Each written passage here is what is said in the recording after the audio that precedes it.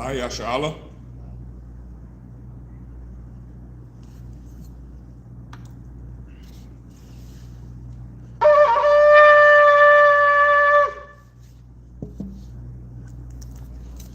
Majum, which means to stand. Wapanya Hakodam, which means to rise and face the east.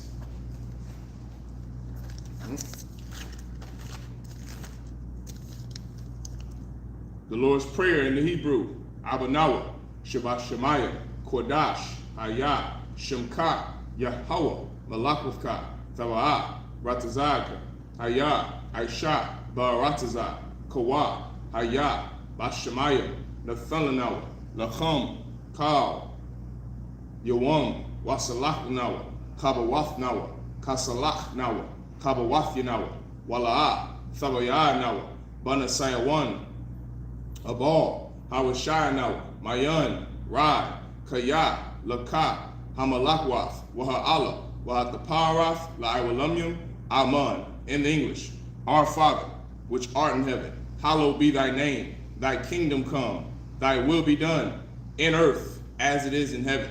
Give us this day our daily bread, and forgive us our debts as we forgive our debtors. And lead us not into temptation, but deliver us from evil. For thine is the kingdom, and the power, and the glory, forever, so be it. Hakach, the prayer for the power in the Hebrew.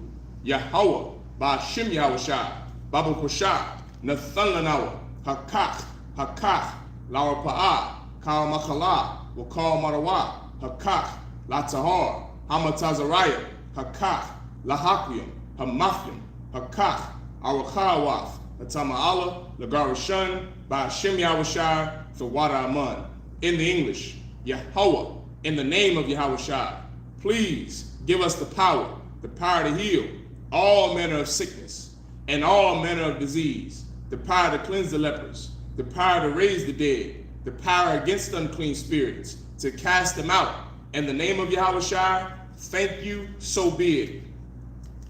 The prayer to bless Israel in the Hebrew, Yahweh, Ba'ashim Yahushai, Barak Lanawa, Wayasha'Allah, Waha, Bayatsapari, Barak, Rapah, Magun, Hagun, Ba'ashim Yahushai, Salakia, Thawada Aman. What we just said was Yahweh in the name of Yahushai. Bless us and Israel in the school. Bless, heal, shield, protect our loved ones in the name of Yahushai. Thank you, so be it. Psalms chapter 121 in the Hebrew.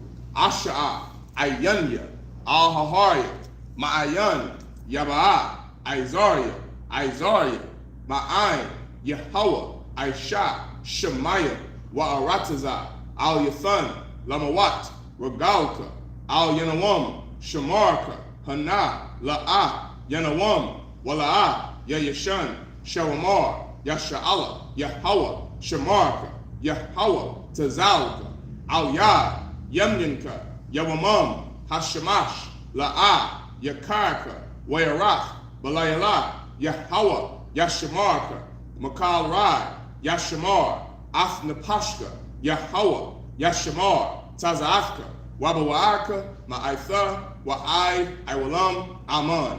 In the English, I will lift up mine eyes into the hills. From whence cometh my help? My help cometh from Yahweh, which made heaven and earth. He will not suffer thy foot to be moved.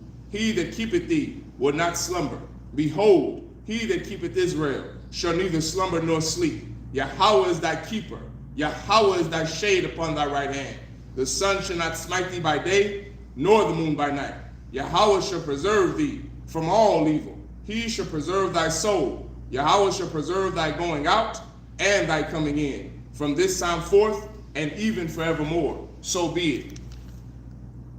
Psalms chapter 83 in the Hebrew. Alahayah, al damaya laka, al tacharash, wa al tashakwat, al kayahana, awayabyika, yahamayawan, wa mashanayaka, nasha'awa, ra'ash, al imaka, ya'irayamwa, sawad, wa yathayai tazawad, al tazakawanyika, amawa, lakawa, wa nakakida, magoya, wala'ah, yazakar, sham yasha'ala, Aiwad, Kaya, Nawa'ai Tazawa, La, Yakhadwa, Alyaka, Baryath, Yakarathwa, Ahalia, Adawam, Waya Shama'alim, Mawa'aba, Wahagaria, Gabal, Wa'aimawan, Wa'aimalak, Palashaf, Ain Yeshabia, Tazawar, Gam Ashawar, Nalawah, Aimam, Hayawa, Zarawai, Labanyalawat, Salah, Aisha, Lahum, Kamadyan, Kasaya Sara'a, Kayabyan, Banachal, Koyashwan, Nashamagwa, Ba'ayan Da'ara, Hayawa, Daman, La'adama, Shayathamwa, Nadayabmawa, Ka'irab, Wakazaaba, Wakazabak, Wakatazalmanai, Kalnasayakamwa, Ashar, Amarwa, Nayarashah, Lanawa, Af, Na'awath, Alahaya, Alahaya, Shayathamwa, Kagalbala, Salaki, Kakwash, Lapanyaraka, Ka'ash, Thabaira Yaira, Wakalahaba, Thalahat, Haryam, Khan, Tharadakma, Basairaka, Wabasawapafka, Thabahalam, Malaa, Panyaham, Kwalawan, Wayabakwashwa, Shamka, Yahawa, Yabashwa, Wayabahalwa, Ayai, Wayakaparwa, Wayabadwa, Wayadaiwa, Kaya, Atha, Shamka, Yahawa, Labaka, Al, Yawan, Al, Kal, Ha'arataza, Aman. In the English, keep not thou silent, O Yahweh. Hold not thy peace, and be not still, O Yahweh. For lo, thine enemies make a tumult, and they that hate thee have lifted up the head. They have taken crafty counsel against thy people, and consulted against thy hidden ones. They have said, come, and let us cut them off from being a nation, that the name of Israel may be no more in remembrance. For they have consulted together with one consent. They are confederate against thee, the tabernacles of Edom, and the Ishmaelites, of Moab, and the Hagarenes, Gabal, and Ammon, and Amalek, the Philistines, with the inhabitants of Tyre. Asher also is joined with them. They have hope in the children of Lot. Salah, do unto them as unto the Midianites, as to Sisera, as to Jabin, at the brook of Kasan, which perished at Endor. They became as dung for the earth.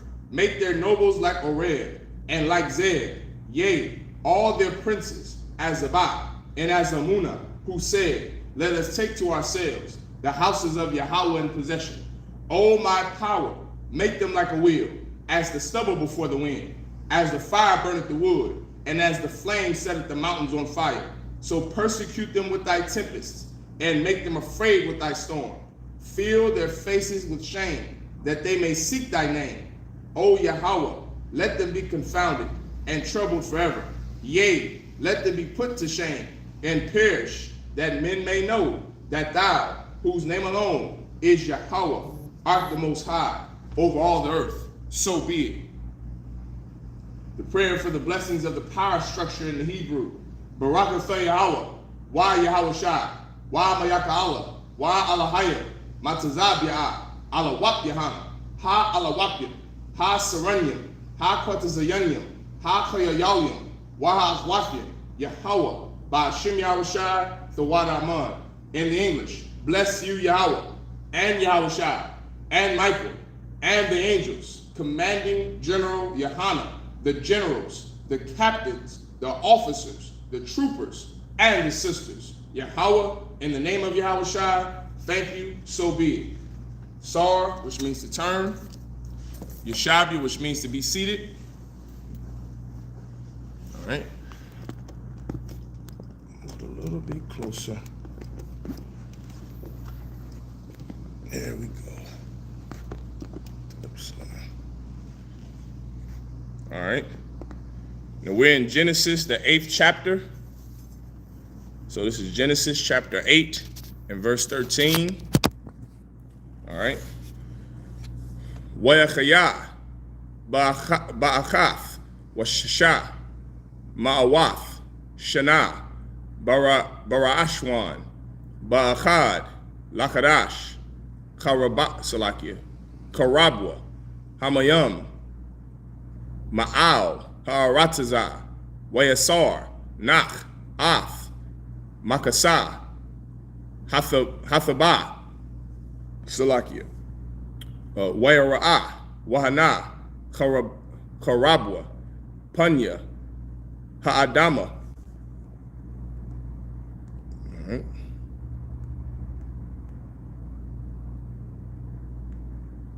Verse 14. Waba Kadash, Hashanya, Bash Salakia, Bashabai, Waish Salakia, Sharyam, Yawam, Lachadash, Yabash, Ha'aratazah.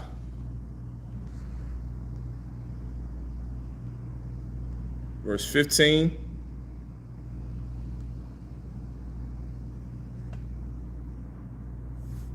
Where the bar, Alahayim, Al, Nach, La'amar. Verse 16.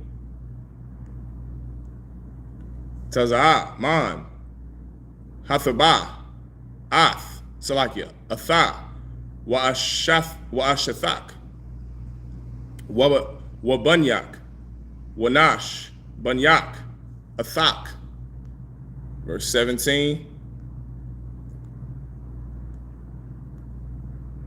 Kal, Hakayah, Ashar, Athak, Makal, Bashar, Baiwap, Waba Baha, Salakia, Bahama, Wababahama, Wabakal, Haramash, Al, Ha'aratazah,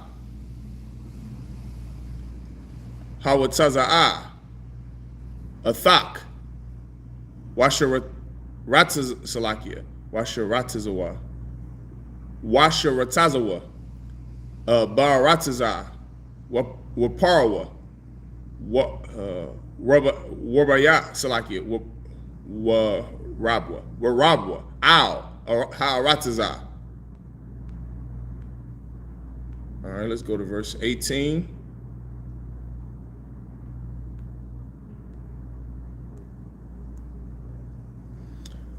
Wayatazah, Nach,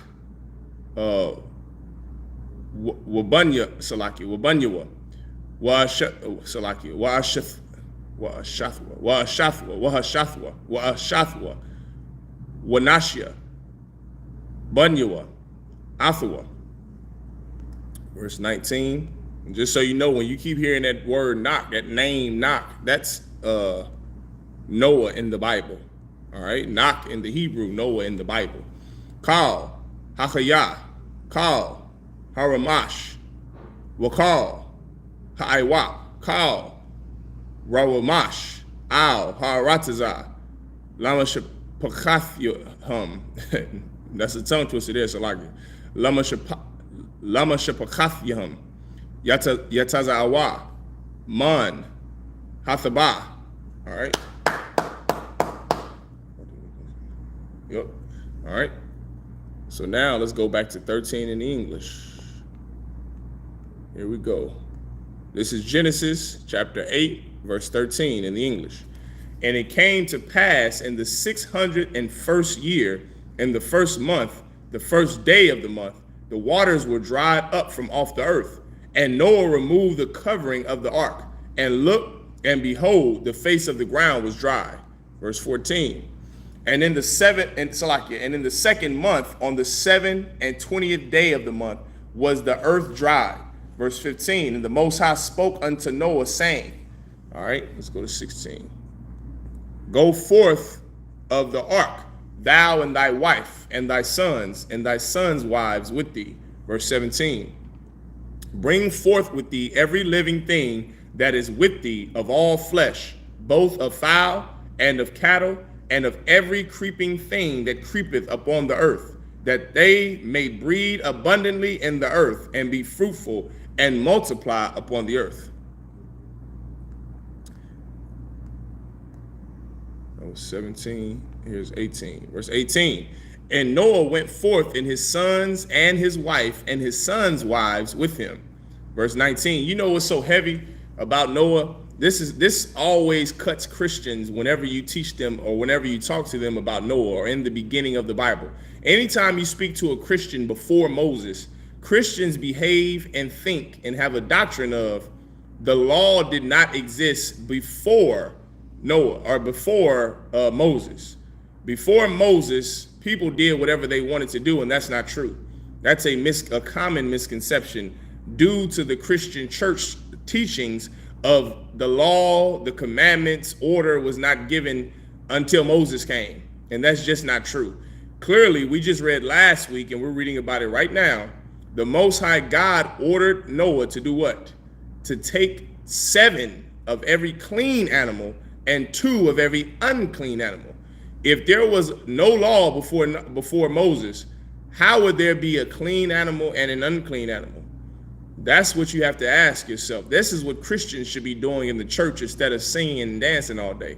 Christians are supposed to be going through the Bible with a fine-tooth comb and combing through the Bible, teaching blacks, Hispanics, and Native Indians the truth of the Bible, teaching them what really happened, not fantasy, not anacondas that talk in the Garden of Eden. That's not reality. That's not practical. That's a lie. They should be going through the Bible, teaching the truth of the Bible instead of some made-up version that they learned in slavery. Instead, we would be a better people if the church would have done a better job. Blacks, Hispanics, and Native Indians would have been a better people if the pastors taught the truth according to the Bible. So now we are doing it in the Isupk. We're teaching the truth according to the Bible instead of having an agenda behind the Bible. Instead of having a Republican agenda or a Democratic agenda behind the Bible, we simply teach the truth. There was a law and commandments before Moses came on the earth. Clearly, we're reading about it right now. Or else how would Noah be a perfect man in the earth? The Bible said Noah was perfect. How are you perfect if you don't keep the laws of God? You're perfect because you keep the order, the commandments, the laws, and the rules that the Most High God gave to Adam. And Noah did that. That's why his life was saved. His wife, his sons, and his sons' wives were all saved during the flood. Why? Because he obeyed the Most High God before Moses. He obeyed the Most High God. He listened to the Lord when the Lord told him and ordered him and instructed him on how to build the ark. He listened to the voice of the Most High God when the Lord instructed him on how to take clean animals and unclean animals in the ark. How else would Noah know what a clean animal or an unclean animal was if there was no law? The fact that there is a distinct difference between clean and unclean lets you know that he knew the law, he kept the law. Everyone understand? Let's keep going. This is Genesis chapter 8, verse 19 in the English. Every beast, every creeping thing, and every fowl, and whatsoever creepeth upon the earth, after their kinds, went forth out of the ark. All right? Yeah. Back to the Hebrew. Learn the Hebrew, man. This is our language. If you're so-called Black, Hispanic, and Native Indian, Friday night is the Lashawan Kodash class. Lashawan Kodash in Hebrew means the holy tongue. Lashawan means tongue, Kodash means holy. Everyone understand? That's what we should be learning, okay? We already learned our oppressors' bastard tongues because of slavery. We have no choice to speak English or Spanish or Creole or French or Patois because of our captivity. But now with technology being at the fingertips, now with the age of information, okay, you need to learn Hebrew in the Israelite School of UPK. We're all over social media, everywhere, all the time, teaching and breaking down the Bible, teaching our brothers and sisters, our people, their heritage, our culture, our language, our people, our laws. Okay, this is important. Our history is important. The same way the Jewish man's history is important, the same way America's history is important, and everyone else's history is important to them, our history is important to us. Slavery is not the only thing that our history pertains of. Our history goes back more and longer than slavery. Our history starts here in the Bible, what we're reading about right now. Everyone understand? That's our history. Okay, Noah, Enoch, okay, Moses, Mashah, Christ, Yahushua. That's our history, man. Blacks, Hispanics, and Native Indians descend from the brothers and sisters that are God's chosen people in the Bible. And if we do not learn the Bible, then we will not be able to teach our children their history. Just like we were not able to learn our history because we grew up in the Christian church. Well, that day is over, brother. That day is over, sister. We don't have to grow up in the Christian church anymore. You can bring your kids into class and learn the truth according to the Bible. Learn the Lashawan Kodash, the Hebrew. That's what we're about to read this Bible in, is the Hebrew. Okay? So let's read it in the Hebrew. This is Genesis chapter 8, verse 20. Wayaban, Nach, Mazabach, La Yahweh, Wayakwach, Makal, Habahama, Hatah Salakia, Hatah Hatahawar, Hatahawar, okay? Wamakal, Ha'aiwap, Hatahar, Salakia, Waya'al, Ailaf, Bamazabach. All right, let's go to verse 21. If you have, you can simply get the Blue Letter Bible on your phone. You can either do the app or you can read it from Google. You just simply do it like that. All right, if you want to follow along and learn the truth according to the Bible. If you want to learn our heritage, our culture, you can get this Blue Letter Bible to read in the Lashon Kodash, okay? And this is the Assyrian. This is not Paleo Hebrew, but nonetheless, it's Hebrew. You understand? Wayarach, Yahweh, Af, Rayak,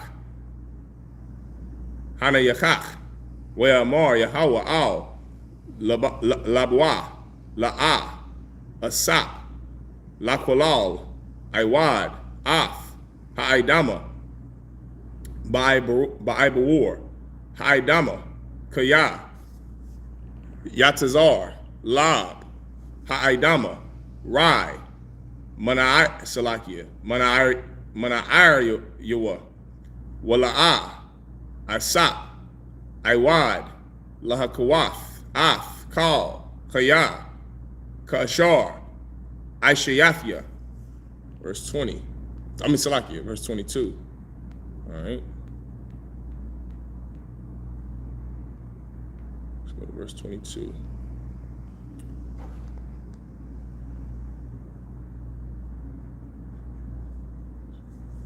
All right. Id, Kal, Yamya, Hairatazah, Zerai, Salakia, Salakia, Wakwatazayar, Wakwatazayar, Wakwar, Wacham, Wakoyataza, Wakarap, Salakia, Wayawam, Walayala, La'a, Yashabathwa, verse 23. Well, there is no 23, so let's go to chapter 9 and verse 1.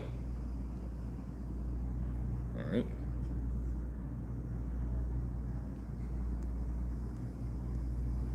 Started with 20.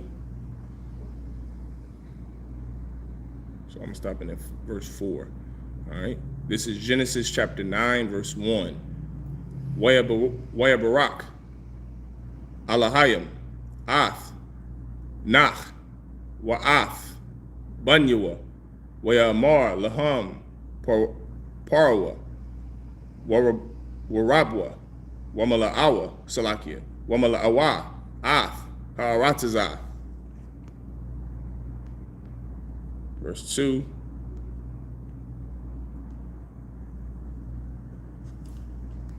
All right. Wama war akam, Wachathakam, Yahaya, Al, Kal, Khayaf, Ha'aratazah, Wa'al, Kal, Iwap, Hashamyam, Kal, Ashar, Tharamash, Ha'adama, Wabakal, Dagaya, Hayam, Ba'idakam, Salakia, Nathanawa. All right. Verse 3.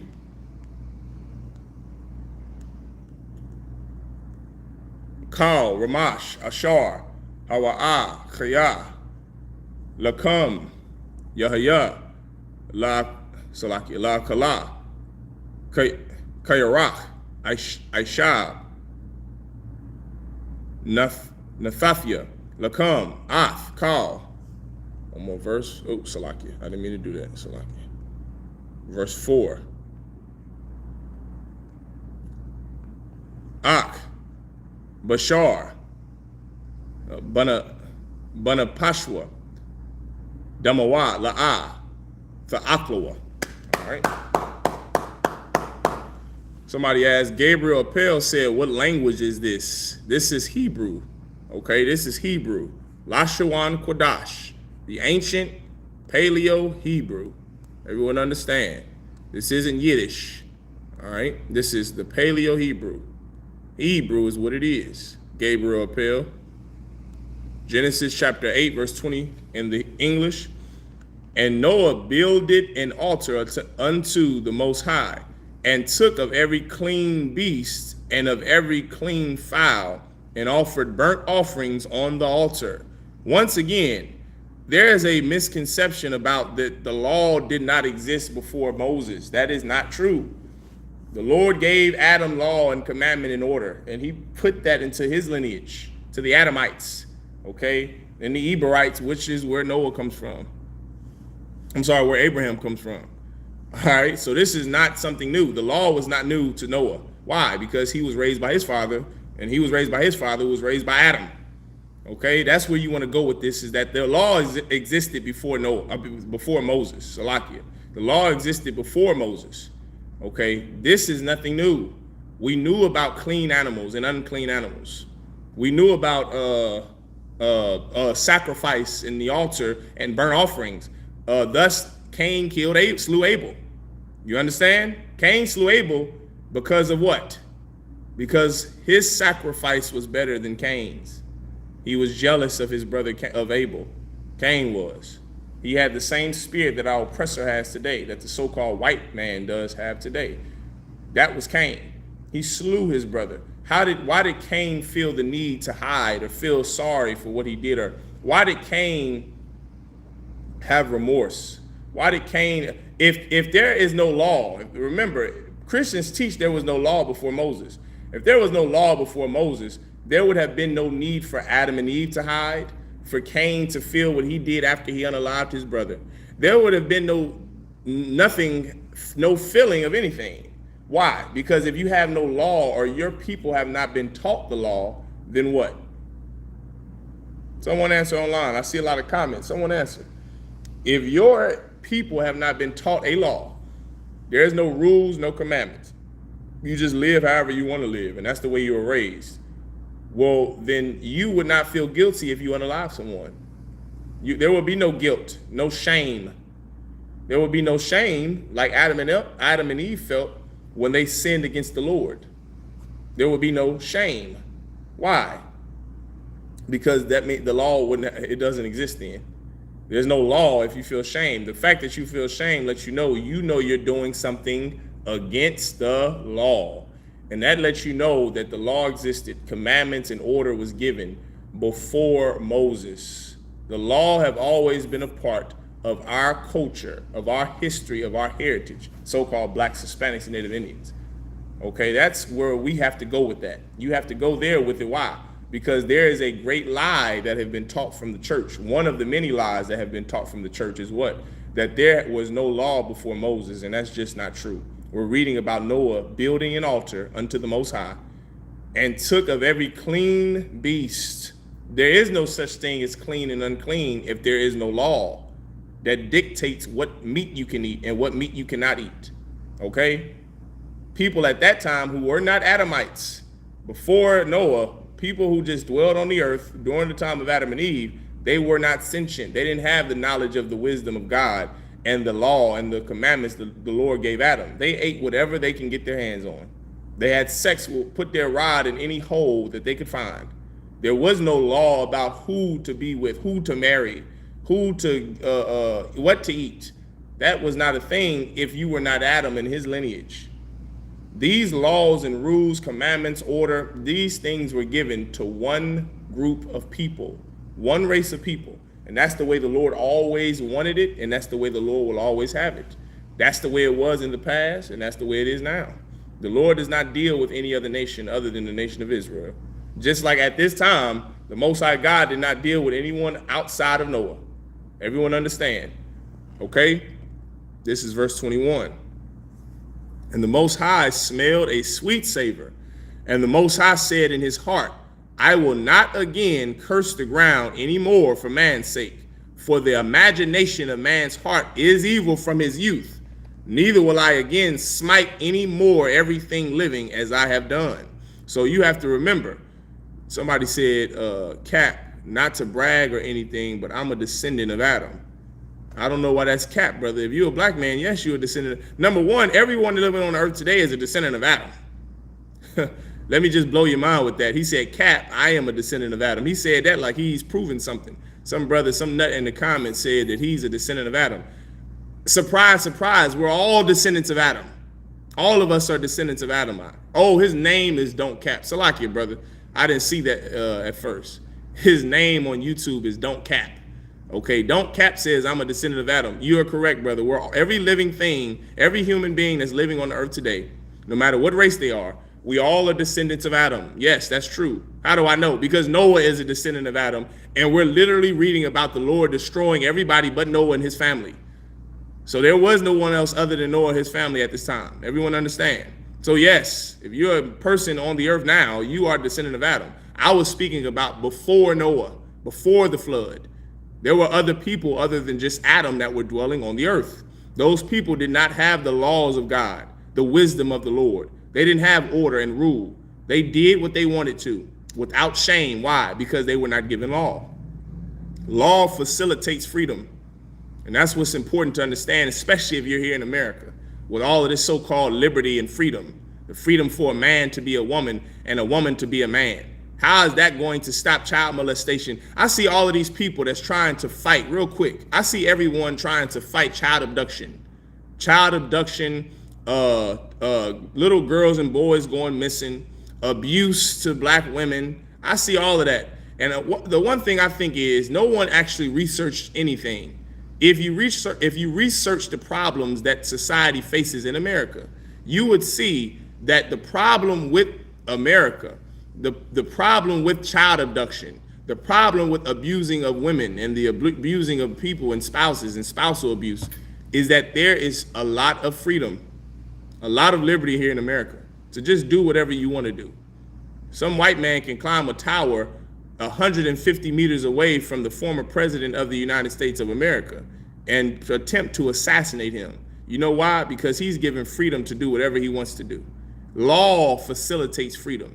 If you want a good society, a healthy society where little girls and boys don't get snatched up, you're going to have to obey laws. There's going to have to be rules and laws that are enforced. There's going to have to be commandments. Well, there was a brother named Noah who followed the commandments of God, the laws that he was taught and passed down from his forefathers, Adam.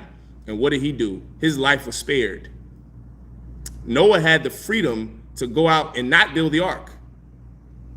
That was his liberty to go out and not build the ark. But what did he decide to do? Listen to the voice of the Most High God. Why? So that he can be safe from harm. You don't want your little child going missing. You don't want your spouse to be, you don't want someone in your life that you love to be abused. You're going to have to obey God the same way Noah did. And that's the truth about life. If you want liberty if you want the freedom and the liberty to live in a healthy society, guess what you're going to have to do in order to ensure a healthy society? You're going to have to obey the laws of God. And that is the truth about life, man. I'm just trying to help you out. You're going to have to obey the laws of God. His rules are more important than anything else. And that's what Noah understood. Noah understood that listening to the Lord was more important than what he wanted to do. Everyone understand? And the Most High said that he was not going to destroy mankind again like he did before. Why? Why? Someone tell me why if you're paying attention to what we just read. I'm going to read it again. This is Genesis chapter 8, verse 21. And the Most High smelled a sweet savor. What was the sweet savor that the Most High smelled? Let me see who's paying attention. Yeshua was a polished white man. Why are you too scared to admit this? Gabriel Pale. Yeshua is, I don't even know who the hell Yeshua is. Yeshua is not even Hebrew. Okay, it's because mankind can still learn and gain forgiveness. That's good, but why did the Lord say he was not going to unalive someone? Hey, how you doing, sis? Shalom. What's going on? What's going on? Oh, I'm teaching the Sabbath service class. Would you like to join in? What kind of class? Sabbath service. I'm teaching the Bible. Okay, if you don't mind, you can sit right here, sis. The sisters sit on the left and the men sit on the right. So you would take a seat right up here, sis. We'll sweat. Get a sister hand. The sister's coming in class. She's joining class, joining the Sabbath service. We're in Genesis, the 8th chapter, sis. Genesis chapter 8, verse 21. What's that? I'm going live on YouTube. Okay. Con, I'm going live on YouTube. If you don't mind, sis, what do you have in the bag? Well, there's a lemon, there's apple. Can you just open it up for a second? I just want to see what's inside of it. Just for my safety and yours. Okay. So. Just right where you are, sis. You don't have to come over here. I just need to see what's inside. I'll just take a peek inside. I got good eyes. Well, this is for my sis when I get to. Okay, it's just clothes and food. Okay, I see it. It ain't no sweat, sis. You can take a seat. I appreciate you, sis. The water. Give the sister another hand for being brave. Okay, we're in Genesis, the 8th chapter, verse 21. I'm going to read it for you, sis. You just joined the class. Yeah. Okay, and the Most High smelled a sweet savor, and the Most High said in his heart, I will not again curse the ground anymore for man's sake, for the imagination of man's heart is evil from his youth. Neither will I again smite anymore if you don't, do you have something that you could put over your head? Because the Bible says this, that when a woman prays or prophesies, her head needs to be covered. You got a hood? No, this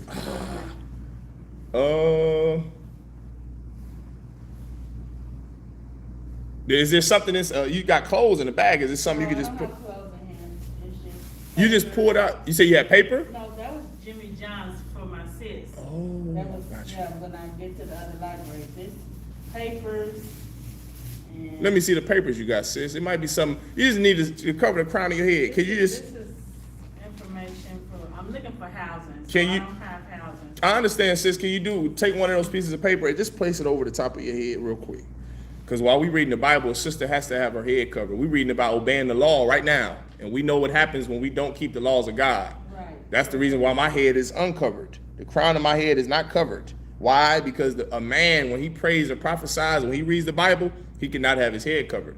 A woman, whenever she's listening to praying or prophesying, and I'm doing that right now, you have to have this part of your head covered, sis. So if you could, just take that piece of paper and put it over the top of your head. If you don't have a hood over that jacket, you have to put that piece of paper over your head. You don't have any. I don't have any cloth, anything. The only thing I have is this tablecloth. That's it. I don't have anything else, sis. I apologize. We're going to start bringing some. You know what that makes me do? It makes me do a better job of bringing in something that women can put on top of their head. Okay? The water, sis. Get a sister hand. Okay? So I'm going to read that again, sis. This is Genesis chapter 8, verse 21. And the Most High smelled a sweet savor, and the Most High said in his heart, I will not again curse the ground any more for man's sake, for the imagination of man's heart is evil from his youth. Neither will I again smite any more everything living as I have done. Okay, sis, so right now, just to catch you up to where we are in the Bible, we're reading about Noah and Noah's Ark. Are you familiar with that story? Yes. Break that down, sis. What happened with Noah and his family? It was, it was two of each animal, his family, and two of each animal went into the ark from the flood. Mm-hmm. The sister said it was two of each animal. It wasn't two of each animal, and that's what Christians teach. We just read. Christians teach the wrong thing. Christians teach that there were just two of every animal. There wasn't two of every animal. There were two. The Most High ordered Noah to take two of every unclean animal and to take 7 of every clean animal. Okay. Are you familiar with what a clean animal and an unclean animal is? No. So it's like the ones that have hooves and. Give the sister a hand. She know a little something about that. You understand about unclean and clean. What does that mean? What does clean and unclean mean? It means that there's a law that we are supposed to follow. Christians teach that there was no law before Moses. Are you familiar with that doctrine? Christians teach before Moses came and administered the law to the Israelites, that people that lived before Moses did not keep the laws of God. Are you familiar with that? Have you heard that before? Maybe, perhaps not. Oh, sis, listen, I'm glad it sounds like you haven't been to church in a while. That's a good thing. Oh. It sounds like you ain't been in that building in a while. That's a good thing. Get a sister hand. You found the right place, the home of the truth, the Isupk, under commanding General Yohana. And we teach the truth according to the Bible. And the truth is, there was a law before Moses. The Most High God gave Adam order, sentientness, rules. He established that with Adam. Noah is a descendant of Adam, just like we all are. But Noah was a brother that the Lord saw fit to choose to start this thing over. Because since Adam and Eve got it wrong, the Lord was finding a way to just wipe everybody out. And that's what we read last Sabbath service last Saturday. Today we picked up in chapter 8, okay? And we're Genesis chapter 8. And right now we're going over after the flood, okay? After the flood, after Noah took the 7 clean animals and the 2 unclean animals, he took his wife, his 3 sons, Ham, Shem, and Japheth, and their wives. They survived the flood because of Noah's obedience to the Lord. Now we're picking up after the flood, sis. That's where we are right now. Okay. So this is after the flood. This is after Noah and his family steps off the ark. Noah, he sacrificed clean animals to the Most High God. That's why when it says, and the Most High smelled a sweet savor. You see, the Lord loves a sweet smell. He loves a sweet smell. He loves the scent of frankincense and myrrh. He loves the scent of clean animals being burned and sacrificed. You understand, sis? This is the Lord I'm speaking of, the Most High. He loves that smell. And that's the reason before there were burnt offerings to be given to the temple, offerings to be taken to an altar. Are you familiar with the story of Cain and Abel? Cain slew his brother Abel. Abel's sacrifice was what, sis? What was Abel's sacrifice to the Lord? Clean animals, lamb and cattle. And you understand? What was Cain's sacrifice to the Lord? He didn't have one, right? He did have one. Are you familiar with what it was? No. It was just wheat. Wheat and berries. You know, whatever the hell he wanted to give the Lord. That's the spirit of Christians. Christians have that same spirit of Cain. Christians have the spirit of whatever the hell, I give the Lord whatever I want to, and he has to accept it because he knows my heart. He knows that I'm a good person, so I do whatever the hell I want to do. If I want to get high and smoke, even though God said it's against the law to smoke weed and to smoke cigarettes, I'll do it anyway because the Lord has to accept it. Even though it's against the law to celebrate Christmas, even though it's against the law in the Bible to celebrate Thanksgiving and 4th of July, even though it's against the laws in the Bible, the rules that the Lord gave us to marry outside of our race, what do? We do it anyway. And we just have to, God just has to accept it because he knows my heart. That's the same spirit Cain had. You're just going to take whatever I give you. That's the spirit that Christians have. That's the spirit that our oppressor has. You understand? And because Abel's sacrifice was the right sacrifice, the Lord preferred Abel's sacrifice, and Cain was jealous of his brother, so he slew him. He unalived him. You understand? Now we're picking up Genesis, the 8th chapter, where Noah is a brother who did what? Listen to the Lord, just like Abel did. Obey God, like we're supposed to do. We're supposed to obey God, contrary to popular belief in the church. You can't just do whatever you want to do, and God is just going to accept it. God is not your mommy. He's not a woman. He's not some sodomite who's just going to accept anything you give him. That's not the way the Lord works. The Most High God is a father, a perfect father, and you better do what he tells you to do or else. Everyone understand that? Or else. Okay? So now this is Noah who listened to the Lord, and the Bible called Noah a perfect man, sis. Are you familiar with that? Anyone else online familiar with that? Okay, Kevin, you don't know either. Okay, they fighting in the comments section. Who the hell knows what's going on? What I don't know, look at this dude. Okay, what I don't know. Well, no one has an answer, which means no, and that's the sad thing. You know what I've noticed listening, reading these comments week after week? No one knows the Bible. And that's a problem. That's a problem. The fact you go to church, we go to church, and we've been going to church for centuries. Black people in America have been going to church for over 200 years. Since slavery, we've been going to church religiously every week, and we still don't know what's in the Bible. I'm sure you grew up in the church, right, sis? You grew up in the church. Are you still a church member, an active church member? And here it is, you can't answer questions that pertain to the Bible. That's a problem. That's a problem. That lets me know that no one in the church is teaching people anything. The pastor is not teaching the Bible. He's teaching you how to sing and dance and how to bang a tambourine. And you know what else the church is teaching you? How to feel good. Because that's what matters in the Christian church, is how to feel good. That's why you don't know the Bible. No one on here can answer a simple question about Noah, about Genesis, the beginning of the Bible. You know why? Because you're not taught the Bible in the church. You're taught how to feel good. And that's a problem.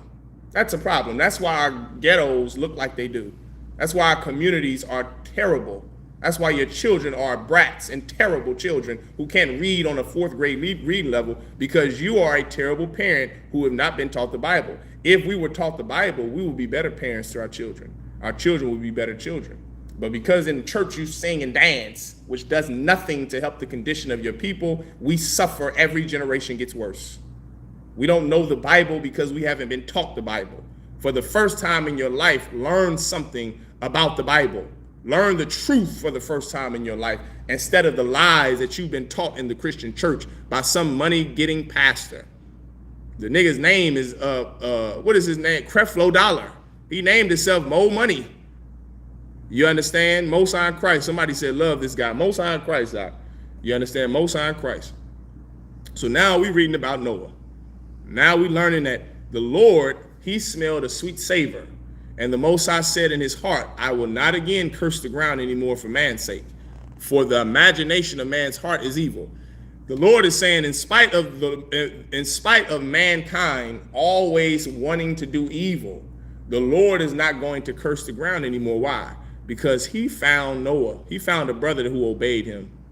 Out of everyone on the earth at that time, Noah was the only one to obey the Most High God, to actually listen and take heed to the Lord's instruction, to his order. And that's an important thing, man. That's an important thing. So what did the Lord do? He said, I'm not going to destroy the earth anymore. He's not going to do that anymore, sis. The way he did during Noah's time, which was with the flood. The Lord is not going to do that anymore. Now we're in verse 22. So give the Lord a hand for having mercy on us. And you know why he had mercy on us? Because of one man's sacrifice. Noah. Give the sister a hand. Because of one man's sacrifice in obedience to God, the Lord decided to have mercy on the rest of us.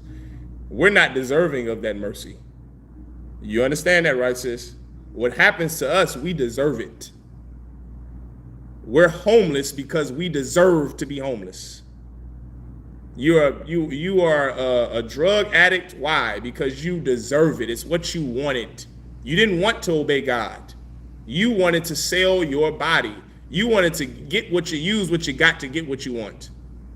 You didn't want a husband. You said that. You said to hell with a husband in the 1970s during women's liberation. You didn't want a man in the house to protect you from hurt, harm, and danger. You chose the American government, black woman. Congratulations. Now you are without a husband. Now you are without a protector and a provider. Congratulations. God gave you what you wanted. You wanted to get high, so God gave you the crack epidemic. You didn't want to obey him. You wanted to obey America and salute the flag. So now you get exactly what you want. The Lord can give us whatever we want, and we deserve that. We deserve that judgment. But he had mercy on us because of Noah's sacrifice. You understand? Because of his obedience.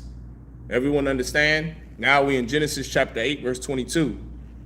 While the earth remaineth, seed time and harvest, and cold and heat, and summer and winter, and day and night shall not cease. All right, let's go to Genesis chapter 9, verse 1. And the Most High blessed Noah and his sons, and said unto them, be fruitful and multiply, and replenish the earth. What does that mean? A lot of sex. There was a lot of sex to be had. There was a whole bunch of fire being tied to them wives that they had. All them wives that them brothers, Ham, Shem, and Japheth and Noah had, had a lot of reproduction going on in the earth. A lot of that, and we know about that, sis, in Isupk. I pray you understand that. We do a lot of that to our wives in here. Some of these brothers in here got 15 wives, 10 wives, 5 wives, and we just make babies. We're fruitful and we multiply in here. We don't unalive babies like you black women and Hispanic women do in the world. In the world outside of the ISUPK, black and Hispanic women unalive their children. They get something called an abortion, which is murdering that baby inside of their stomach. They do that to the tune of $500,000 a year. Are you familiar with that, sis? Are you familiar that black women murder their babies 500,000 times a year? I don't know. Oh, sis, you better look up the records of Planned Parenthood. Do you know what Planned Parenthood is? I'm fully aware of that. Are you fully aware of abortion? I'm fully aware. Oh my God, sis. Do you know that black and Hispanic women murder babies? 500,000 of them. 500,000 black babies are aborted every single year. Are you familiar with that? Fetuses or The baby. That's what a baby is, alive. That's like a tree. A tree is alive. Are you familiar that a tree is alive right now? Trees are not dead. right. They're alive. What makes a tree alive?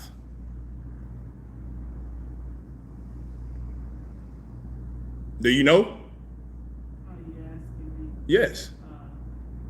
It's the same thing that if it's rooted and planted, then What makes it alive, though?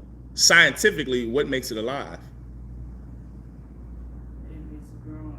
If it's growing, do fetuses grow in the womb? Of course, but You said you said of course. So that means what about the fetus if it's growing like a tree? Is it dead or is it alive? oh, it's alive. It's alive. So to have a procedure to kill it is murdering the fetus. Right or wrong? It's murdering the fetus. It's murdering that thing that's living inside of you. It's murder. Because if I was to go out and shoot a pregnant woman and unalive her, I would go to prison for double homicide. Not just man one, but for man two. You understand? Because I unalived her and that fetus, that baby that's alive in her stomach. So how come women who unalive babies don't go to prison then? Same sister. How come women who unalive babies don't go to prison, but when I unalive a woman who is pregnant, I will go to prison for not just unaliving her, but for also unaliving that baby? How come women don't go to prison for unaliving babies at Planned Parenthood? Same sister. You said same what? Same sister. I'm asking the same woman the question. It's a difference. What is the difference? It's a difference because it's her body, and so the men.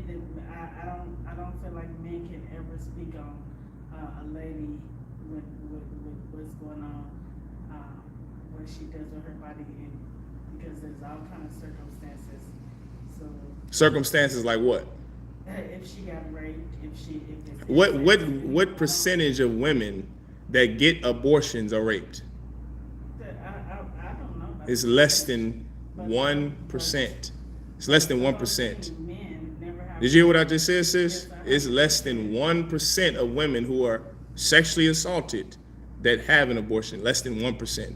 So 99% of women who unalive those 500,000 babies, they were not raped. They chose to murder their baby inside of their stomach. You understand? I hear what you're saying. I'm just letting you know what the statistics say from Planned Parenthood. These are things you can go on Planned Parenthood's website and research. This is not something I made up. Right. This is not something the ISUPK made up. These are facts that cannot be disputed. Just like Noah obeying God is a fact that cannot be disputed. That's the reason why we should obey God. That's the reason why. Because if we don't, where does your next generation of black and Hispanic children come from if you unalive them all? What happens then? Let me ask you a question. Is there ever a circumstance for a man to leave his house and not take care of his children?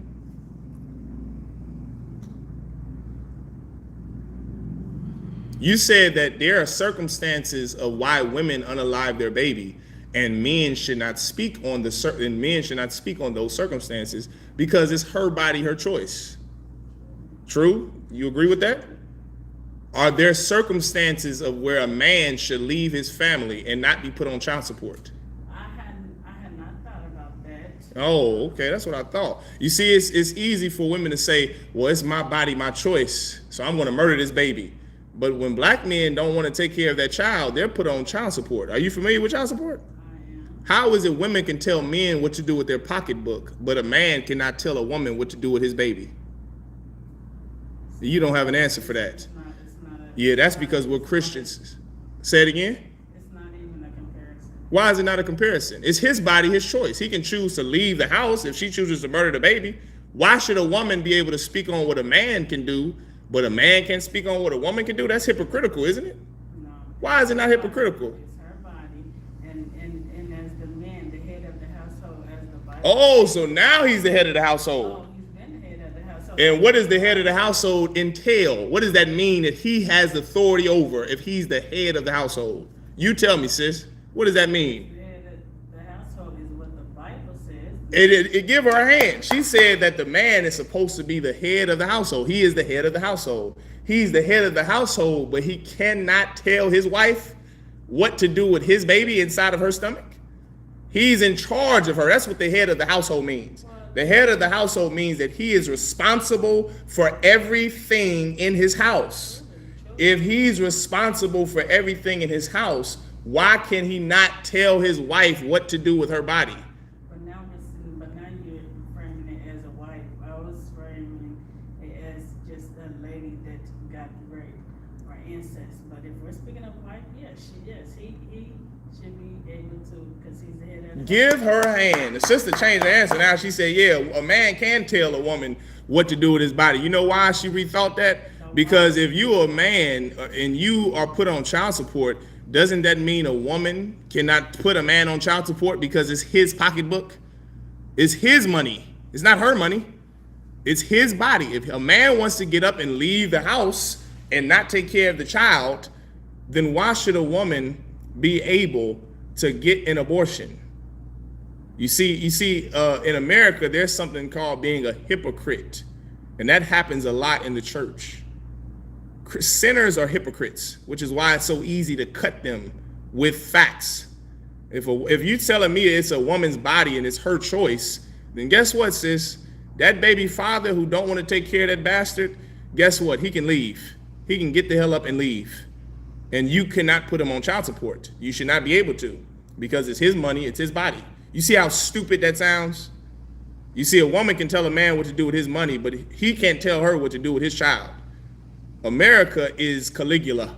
It's a place full of idiots and dummies who believes something like that. A murder is murder. If I murdered a fetus, I would go to jail. If I murdered the fetus, I didn't murder the woman, I just cut the baby out the stomach, I would go to jail. But in Planned Parenthood, it's a procedure. Come on, man. Give the brother a hand. Antonio Robinson said Babylon. Give him a hand. This place is Babylon. It is Babylon, and Babylon is falling. Pretty soon, you black women, you stupid black bitches will not be able to get abortions anymore. You won't be able to murder as many children as you want when Christ comes to rule this place. I pray you understand. And it won't be up for discussion then. It won't be up for discussion if a woman can unalive a baby that's in her womb. You're stupid.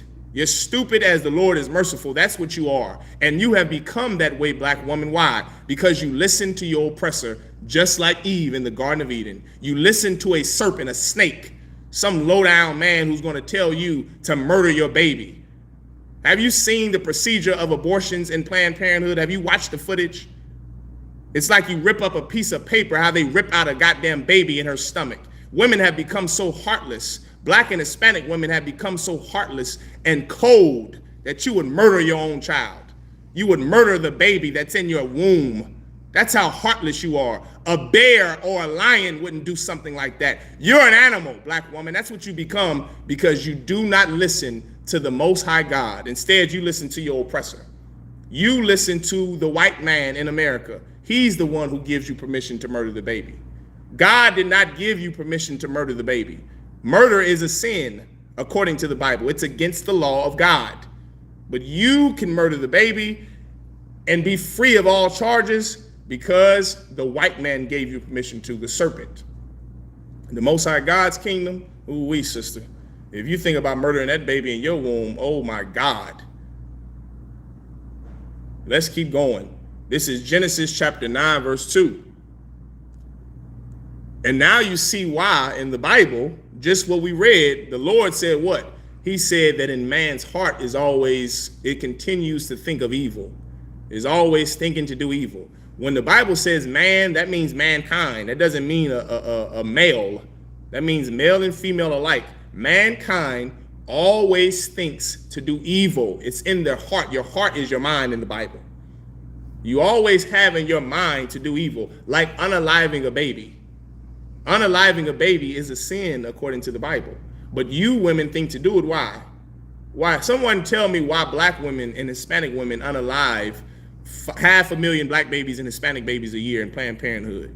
You do it because you're an irresponsible woman. That's the reason why you do it. No one taught you how to take accountability for your actions. So you can do what you want to do and be absolved from the crime because you go to church and the church empowers women. The church empowers black women, if you haven't noticed. The church empowers black women. America empowers women with child support, with the court system, with the local police department. How many times have you known a brother to call the police on his woman because she's been hitting him and abusing him, but he's the one who goes to jail? That's common. Why? Because America empowers women to help oppress black men. And that's the truth about life. If black women no-fault divorce, give him a hand. That's another thing. The 77 or 80% of all divorces in the community come from a woman divorcing the man, not the other way around. It's damn near uncommon to hear a man saying he's leaving his woman or he's divorcing his woman. That is not common. It does not happen. But what does happen is a woman saying, I'm leaving you because I'm unhappy. America empowers black women. They empower them to oppress black men, but the moment somebody goes upside their head, now they want somebody to come to their rescue and protect them.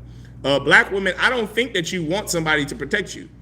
You chose the American government to protect you, so ask them to protect you when somebody throws a brick at your head.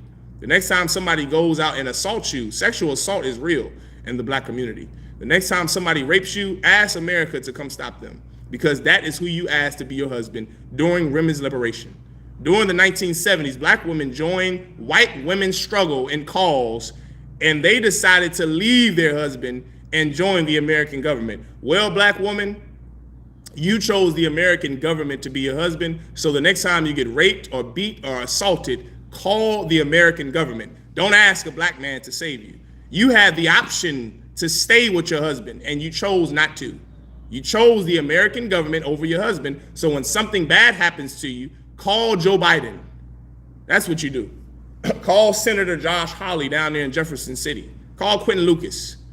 You wanted the American government to be your husband. You wanted the child support to raise those terrible, dumb children that you have that cannot read on the 4th grade reading level, and they're in 8th grade. Then guess what you should do? You should call the government when your child is out of line. You should call the government when you're being abused. You should call the government, and then let's see if they help you. Let's see if they save you. Or maybe you can stop being such a stupid bitch and you could listen to the voice of the Most High God. That's an option too. You don't have to be a stupid, dumb bitch your entire life. You can just listen to the Most High God and obey your husband the way Eve should have obeyed Adam. Don't make the same mistake twice. The saying says, fool me once, shame on me. Fool me a second time, shame on you. Or fool me once, shame on you. Fool me the second time, shame on me. You women have been fooled by America and by white women in the 70s, by Gloria Steiner in the 70s. That's who you've been fooled by. You've been fooled by your oppressor once again, like in the Garden of Eden. You should stop being so naive and actually listen to that black man that you had sex with. Listen to that husband you had sex with and stop being so dumb. Stop being so stupid. We're reading about Noah right now in the Bible. The reason Noah had to build an ark because Eve transgression. That's the reason why. Eve, who was a black woman, Hispanic and Native Indian woman, she transgressed against God. She sinned against God. So what did God do? He destroyed the earth. He destroyed the earth and had to start over with Noah and his sons. You black and Hispanic women, stop being so stupid. Stop listening to America and listen to your black husband, your Hispanic husband. Listen to that brother that you decided to give that tail to. Everyone understand. This is Genesis chapter 9, verse 2. And the fear of you and the dread of you shall be upon every beast of the earth, and upon every fowl of the air, upon all that moveth upon the earth, and upon all the fishes of the sea. Into your hand are they delivered. This is verse 3, Salakia, chapter 9, verse 3. Every moving thing that liveth shall be meat for you, even as the green herb have I given you all things. Verse 4. But flesh with the life thereof, which is the blood thereof, shall you not eat. All right. Now let's go back to the Hebrew. This is Genesis chapter 9, verse 5. All right. 11. All right. Genesis chapter 9, verse 5 in the Hebrew. Wa'ak, ath, demakam, lanapash, thayakam, out of war, Salakia, out of rawa, mayad, kal, kaya, out of rash noah, wamayad, ha'adama, mayad, ayash, Achyua, Salakia, Adarawash, Ath, Napash, Ha'adama.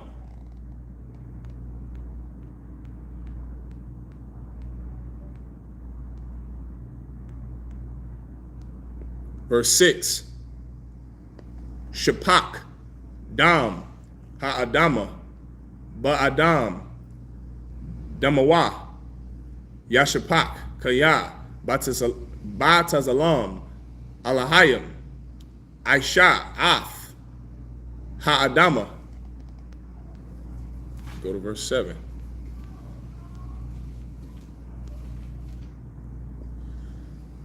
Wa'atham, Parwa, Warabawa, Salakia, Sharatazawa, Ba'arataza, Waraba, Salakia, Warabawa, Ba, verse 8.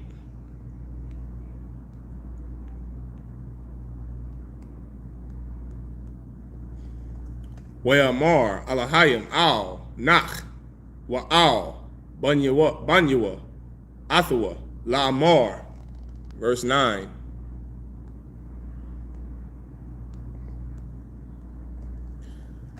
Wa'anya, Hananya, Makoyam, Ath, Barayafya, Athakam, Wa'ath, Zariakam, Acharyakum. All right, verse 10.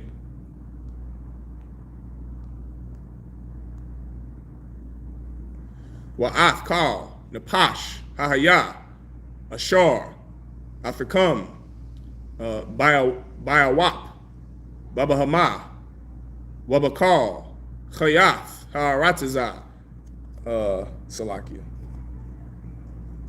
Athakam, Makal, Yatazaya, Hathaba, Lakal, Chayath, Ha'arataza. Verse 10, Salakia, verse 11, which I believe is the last verse. Yep, last verse. Wa'akwamafia, Ath, Barayafia, Salakia, Barayafia, Athakam, Wala'ah, Yakarath, Kal, Bashar, Aiwad, Mamaya, Hamabawal, Wala'ah, Yahya, Aiwad, Mabawal, Lashakath, Ha'arataza. All right. Let's go back to verse 5. Let's read in English. This is Genesis chapter 9, verse 5. And surely your blood of your lives will I require. At the hand of every beast will I require it. And at the hand of man, at the hand of every man's brother, will I require the life of man. Verse 6. Whoso sheddeth man's blood, by man shall his blood be shed. Do you hear that, sis? Sis, you with me? Sis, Yes, I am. you with me? Did you hear what I just read in the Bible? Who said, go right ahead again? I can't hear you. Say it again. You said, who said, repeat it, please. This is Genesis chapter 9, verse 6. We were just talking about abortion. Whoso sheddeth man's blood, by man shall his blood be shed. For in the image of the Most High made he man. Aren't the babies that come out of a woman's womb made in the image of God?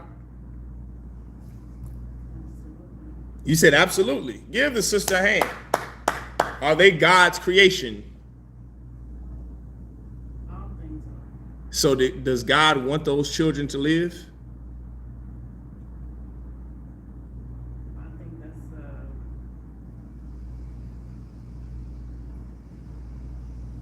a question for me. Why is it not a question for you? Because You a black woman. I'm a brown woman. I'm not a black woman. Well, you're an Israelite woman, to be clear.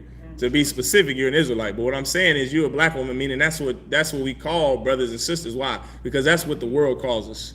And that's a very colloquial term that people understand.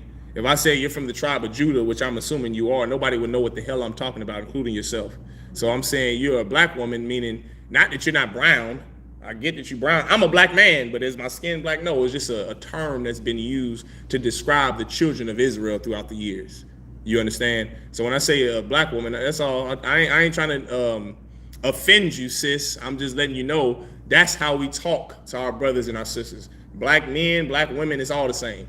Okay, you're in the world, so you don't know the truth. So when if I say you're from the tribe of Yahweh, you wouldn't know what the hell I'm talking about. If an Ephraimite brother came in here, you don't know who the hell the tribe of Ephraim is. But I have to say a Puerto Rican brother or Puerto Rican sister, because that's what the world knows them as, and that's what you know yourself as. You know yourself as what the world calls you. Now you saying you familiar that you're an Israelite. You familiar that you're an Israelite is what you're telling me? Most High in Christ. Give the sister a hand.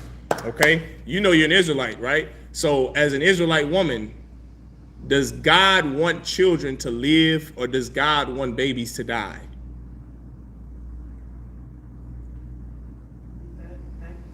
That takes on a whole new question. Why? Why does that take on a whole new question? We were just talking about abortion. Abortion is the murder of babies. So God just said, I'm reading it out the Bible. If you get you a Bible, you read it. It says, Genesis chapter 9, verse 6, whoso sheddeth man's blood. By man, it's not speaking of actual male. Right. It's speaking of mankind. Exactly. Babies, 6-year-olds, 15-year-olds, newborns, you, women, is speaking of mankind. The Bible says, whoso sheddeth man's blood, by man shall his blood be shed. What is that saying in the scripture, sir? This is a good abortion precept. This is in the Bible. It sounds pretty much like an eye for an eye. That's what it sounds like. An eye for an eye regarding what crime? What we just speaking of. Say it again. What we were just speaking of. And what's that? That. What's that? That. Oh, death. Give her a hand. And not Salaki, not death. Because people die and they aren't murdered. People die of old age. So death is not the correct answer. What is the Bible speaking of when it says what does it mean to shed someone's blood? Does anybody online want to give it a try? Kevin James said you should submit to your own husband. That's good, brother. And guess what, Kevin James? You should submit to the ISUPK under Commander General Your Honor.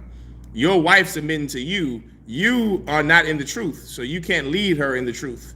You can't teach her anything. You should come into the ISUPK, black men, so you can lead women correctly. Okay? He never called us black. That's a curse. I don't know who the hell that she's talking about.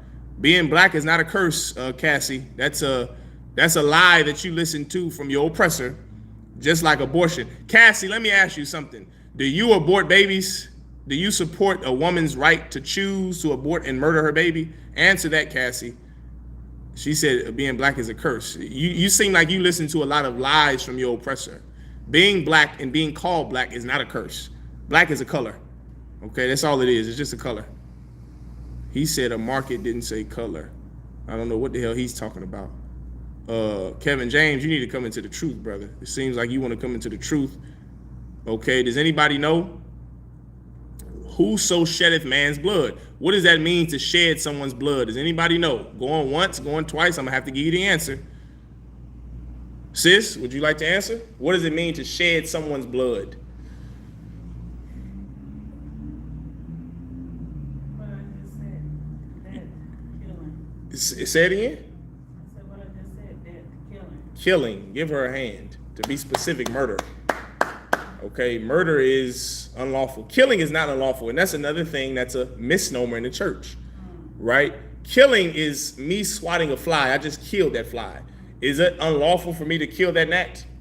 Is that wrong? Is that a sin for me to kill the gnat? Well, if we're going back to the Bible. Yeah, we in the Bible. We reading the Bible. Exactly. We shouldn't be. Every living thing is created by God. So That's correct. So then, if we go back to that, then it would even be wrong to kill the gnat because it was all created by God. You just said circumstances dictates a woman murdering her baby. Well, I'm answering your question. Right, but you said and I'm following along with your ideology. You said circumstances dictate a woman aborting her child. And that's okay with you. I'm answering your question. I got you, and I'm asking you a question. Is it okay for a woman to abort her child because of her circumstances? So, I believe I already answered that. I was answering your question about swatting a fly. Right. You said that according to the Bible, all things are created by God, including roaches and rats and mice. So if you have a mouse in your house, you won't kill it. That's one of those things that, you know. That's the problem with the church, sis. You see how it's so much gray area in your mind. You like, oh, well, I just don't know. Can I kill this mouse? Can I? Because the Christian church did not teach us the Bible. And I just hate to break y'all little hearts, y'all Christian hearts. I hate to break it to you, but the church, it has nothing to do with the Bible, sis. When I never said you did. You said that you were an active church member when I asked you earlier. You said what? A saint. A saint. What is a saint according to the Bible? That is what God said that we are. And what does God say that a saint is in the Bible? You know there are definitions of things. You don't just have to guess. A saint is an Israelite, a repenting Israelite. That's literally what the definition of the biblical word saint means. The word saint is in the Bible, meaning you can define it. The definition of the word saint in the Bible is a repenting Israelite. Everybody is not a saint. Only blacks, Hispanics, and Native Indians who have repented from their sins. That's what a saint is. So that means a white man can't be a saint. You understand? That means that an Arab cannot be a saint because he's not an Israelite. He's an Ishmaelite according to the Bible. That's the problem with the church. That's what I'm breaking down right now. The problems with the Christian church. The problem with the church is there's a lot of dogma associated with it, but it's nothing rooted in truth or practicality. The Bible is very practical, and it's the truth, which is what we teach in the Israelite School of UPK, the truth. The truth is that killing is not a sin. When the law says thou shalt not kill, that word there in Hebrew is not kill, it's murder. Murder is unlawful. Killing is lawful. How else do you eat chicken? You got a Jimmy John's sandwich. I'm pretty sure you got some cold cuts on there. I'm pretty sure there's meat on that sandwich. How did the meat come to the sandwich? Somebody had to kill the chicken, kill the turkey in order for you to eat it. Killing is not unlawful. Murder is unlawful. Murder is unjust, unaliving killing. If I swat a fly, I killed the fly. That's not unlawful. If I go and kill me some goats and lambs so I can eat them and my family can eat them, that's not murdering them. That's not a sin. The church, the pastors are idiots. They don't know the Bible. Everyone understand. It's not a sin to go and kill sheep or lamb or goats or cows. How else are you going to eat? You're not going to let the mouse live in your house. You're going to kill the mouse. You're going to trap it and you're going to kill it and get the mouse and the vermin out your house. It's not a sin to do that. Murder is a sin. If I go and pull a gun on you and kill you for an unjust reason, I just murdered you. God does not allow that. God does not suffer a murderer. That's a sin. To murder a child in your womb is a sin. The baby didn't do anything to you. It can't. It's a baby. So how in the hell can you murder the baby? Or why are you able to lawfully murder a baby? Because America gives you permission to. God does not. Now, you just said that all things are God's creation. That includes a fetus. So if the fetus is God's creation, then that means God wants it to live. God does not want a baby to die. God does not want a man to die. God does not want you to be unalived and murdered.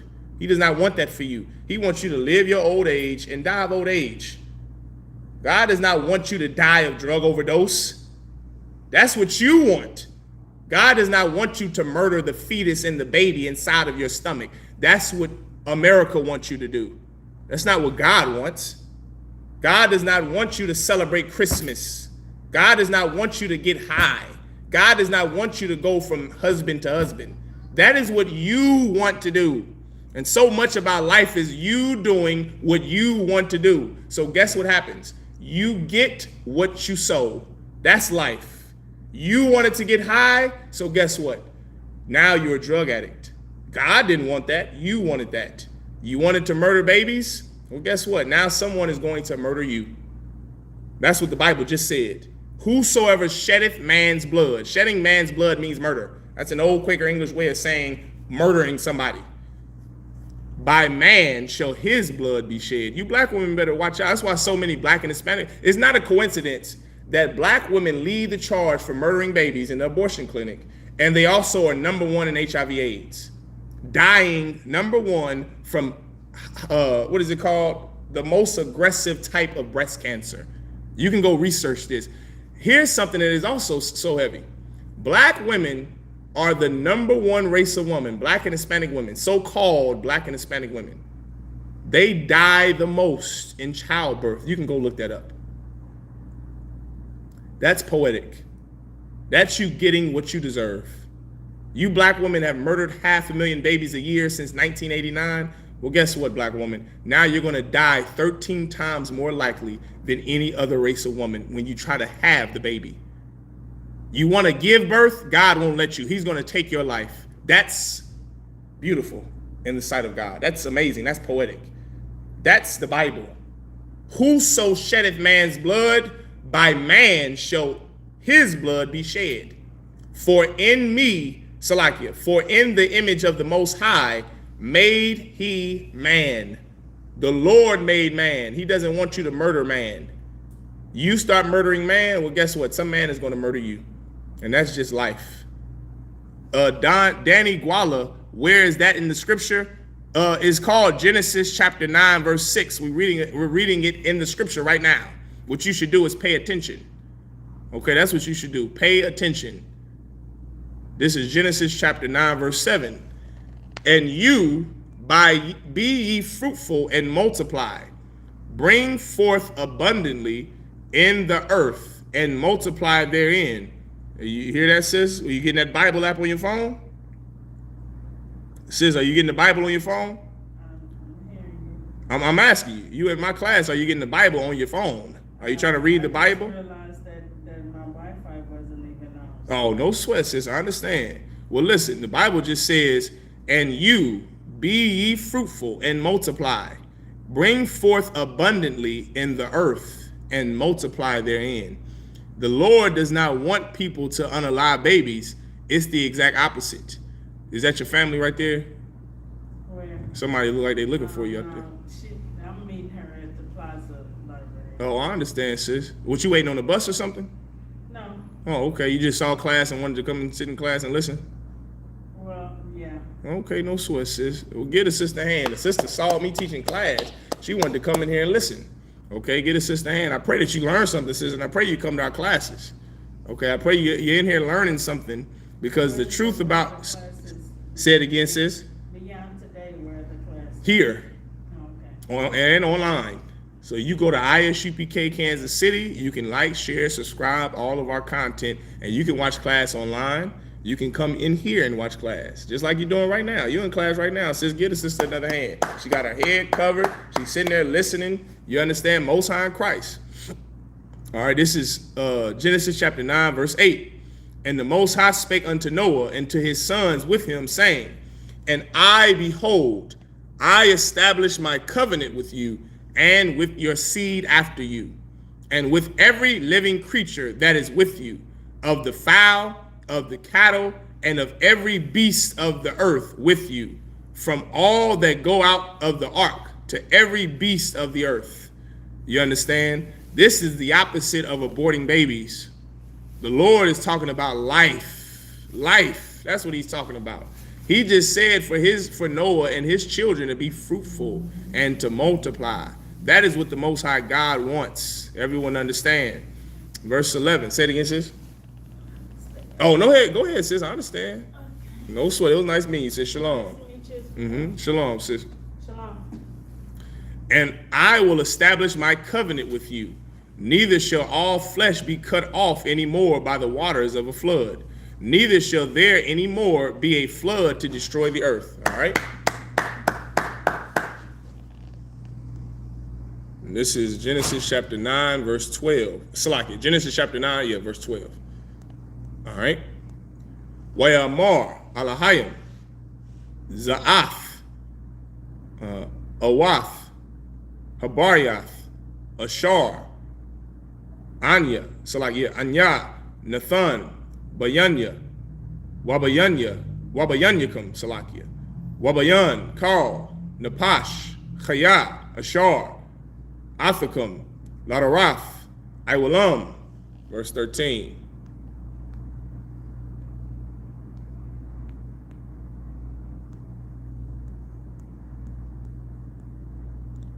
Af, Qushafia, Nathafia, Bainan,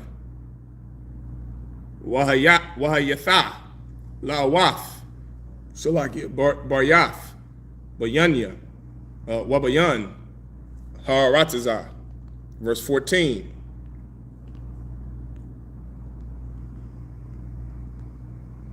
Started where in 12?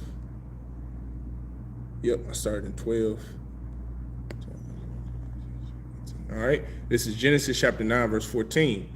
Wahaya, Bainanya, Ainan, Al, Haratazah, Wanara'af, Hakoshaf, Bainan, Salaki, Bainan. All right, verse 15.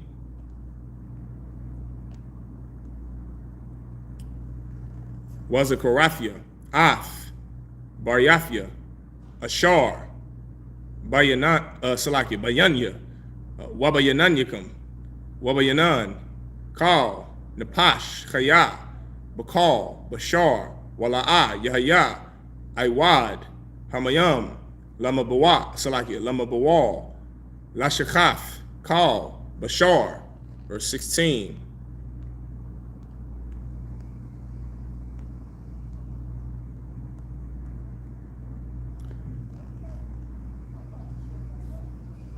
Wahayatha, Hakoshaf, Bayanan, Warayafya,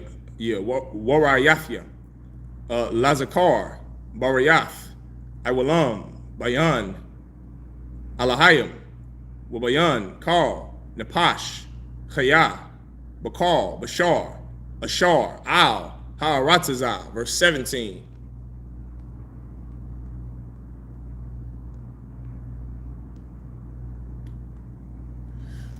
Wayamar, Alahayim, Al, Nach, Za'af, Awath, Habaryath, Ashar, Hakomafia, Bayanya, Wabayan, Kal, Bashar, Ashar, Al, Haratazah. Verse 18.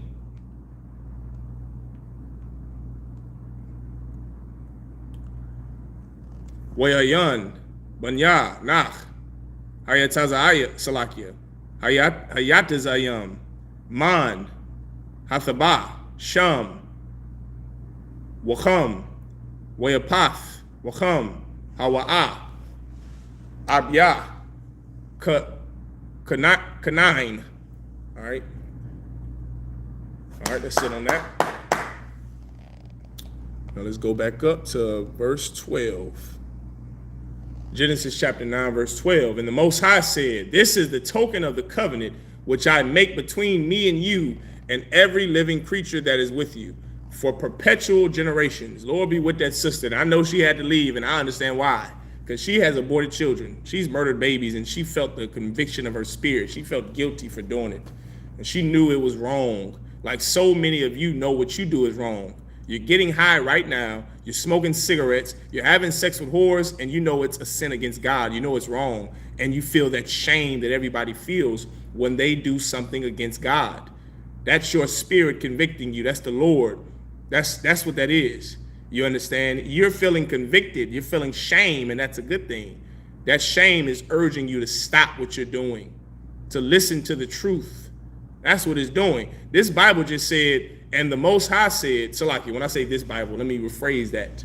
The Bible just said, and the Most High said, this is the token of the covenant which I make between me and you and every living creature that is with you for perpetual generations.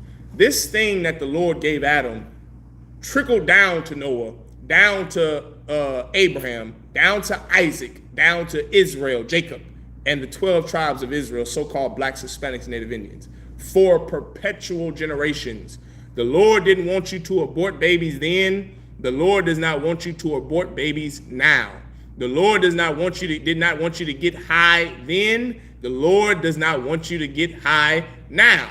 The Lord did not want you to be Christian and Muslim and to follow after the other nation's culture. The Lord does not want you to do it now. For perpetual generations, every generation is supposed to obey the Most High God. There's not going to be a time where, what do Christians say? Well, that was the Old Testament. That's what that was. That was just the Old Testament. That doesn't mean we still have to do it now. You're an idiot. You are a Christian idiot. We do have to do it now. It says it so in the Bible. For perpetual generations. Every generation is supposed to keep the laws of God. Let me hip you to something. That's how every generation gets better. The reason why our generations get worse and worse, because we don't keep the laws of God throughout our generations like we're supposed to. But we can change that. We can absolutely change that. We can change it by doing what God says to do. And that's how simple it is. It's not math, it's not science, it's not rocket science, it's not mathematics. It's easy obeying God. That doesn't take you to be a genius in STEM. You don't have to be a rocket engineer or some mathematician in order to obey the Lord. You could be some poor sister with 6 abortions and obey God. You could be some poor brother who gets high and obeys God. That's all it takes, is you being willing to do it. That's all. You being understanding that if you don't obey God, your life and your generations after you will get worse. This thing here is perpetual, forever. So when Christians say something like, well, that was the Old Testament, things change. Not according to the Bible, they don't change. Not according to the Bible. You know what's so evil about the Christians and about pastors? They say all the time, God is good. God is good all the time. God don't change. Well, if God doesn't change, why do you think that from the so-called Old Testament to the so-called New Testament, he changed? He's the same. He's the same then, he's the same now. He established covenants throughout our generations. He established the laws throughout our generations. Smoking weed was a sin then, and it's a sin now. Having sex with white women was a sin then, and it's why the earth flooded the first time, and guess what? It's a sin now. There is no difference between the Old and the New Testament. It's the same thing. The difference is what the Christians made it to be. And that's a lie out of some pastor like Creflo Dollar's mouth, out of some pastor like Al Sharpton's mouth, Jesse Jackson's mouth. Some lying preacher told you that, but that's not the truth. Some preacher told you that you can abort your baby. Jesse Jackson told you can abort your baby. Guess what? That's not the truth. What is true is what's in the Bible. What comes out of his mouth is a lie. Let's keep going. Verse 13, I do set my bow in the cloud, and it shall be for a token of a covenant between me and the earth. What is that bow? The rainbow. Okay, which is why the LGBTQ is so disgusting and evil. Outside of their lifestyle, they're so evil. Why? Because they took the thing that the Most High God made his promise to man, took that and now distorted it and made it to be the meaning behind it to be something lascivious and disgusting. And that is disgusting. That's, they have a price to pay for doing that, because that rainbow in the cloud of all the colors is something that is so innocent and is something so beautiful. And it is the covenant and promise that the Lord gave to man, to us, to Noah and his family, and to the families of the earth, to say what? That he will not, Salakia. Let's read verse 15. And I will remember my covenant, which is between me and you and every living creature of all flesh. That is so he can remember that covenant he made between him and Noah. That rainbow. And here the LGBTQ, they're taking it and they're bastardizing it and making it something to mean something so sick and disgusting and lascivious and lustful. And that is not what the rainbow stands for. The rainbow is a covenant between the Most High and Noah throughout our generations. Throughout our generations. For peace. You understand? For not destroying the earth with the flood. That's what it's for. But the LGBTQ took it and made it their own. And that is disgusting. And you Christians let it happen. You Christians let them do it. Let's keep going. And the waters shall no more become a flood to destroy all flesh. And the bow shall be in the cloud, and I will look upon it, that I may remember the everlasting covenant between the Most High and every living creature of all flesh that is upon the earth. And the Most High said unto Noah, this is the token of the covenant, which I have established between me and all flesh that is upon the earth. Verse 18, and the sons of Noah that went forth of the ark were Shem and Ham and Japheth. And Ham is the father of Canaan. Canaan, so just so you know, are the Africans. Canaanites are South Africans. Ham is the forefather or the progenitor of the Africans. All right, let's go to Genesis chapter 9, verse 19.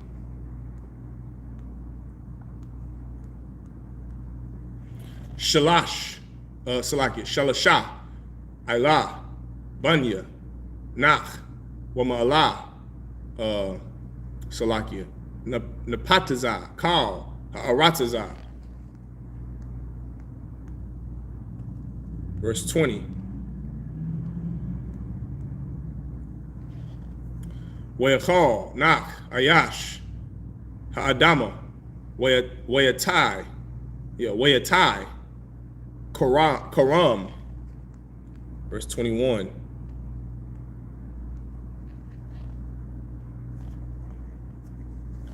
All right. Wayashath, Man, Hayayan, Wayashakar, Wayathagal, all right, Bathawak, Ahala,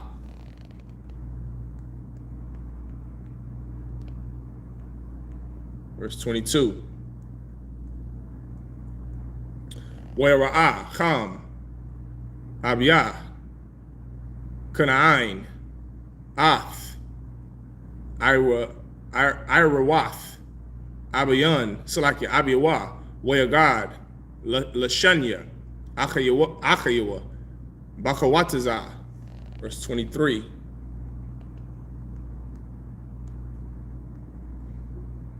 Wayakwach, Sham, Wayakath, Ath, Hashemalah, Wayashayamwa, Al, Shakam, Shanyaham, Wayalakwa, Akaranyath, Wayakasawa, Ath, Irawath, Abiyaham, Wapanyaham, Salakia, let me slow down, Akaranyath, Salakia, I can't even see that. Salakia. Wairawath. Abiyaham. La'ah. Ra'awa. Verse 24.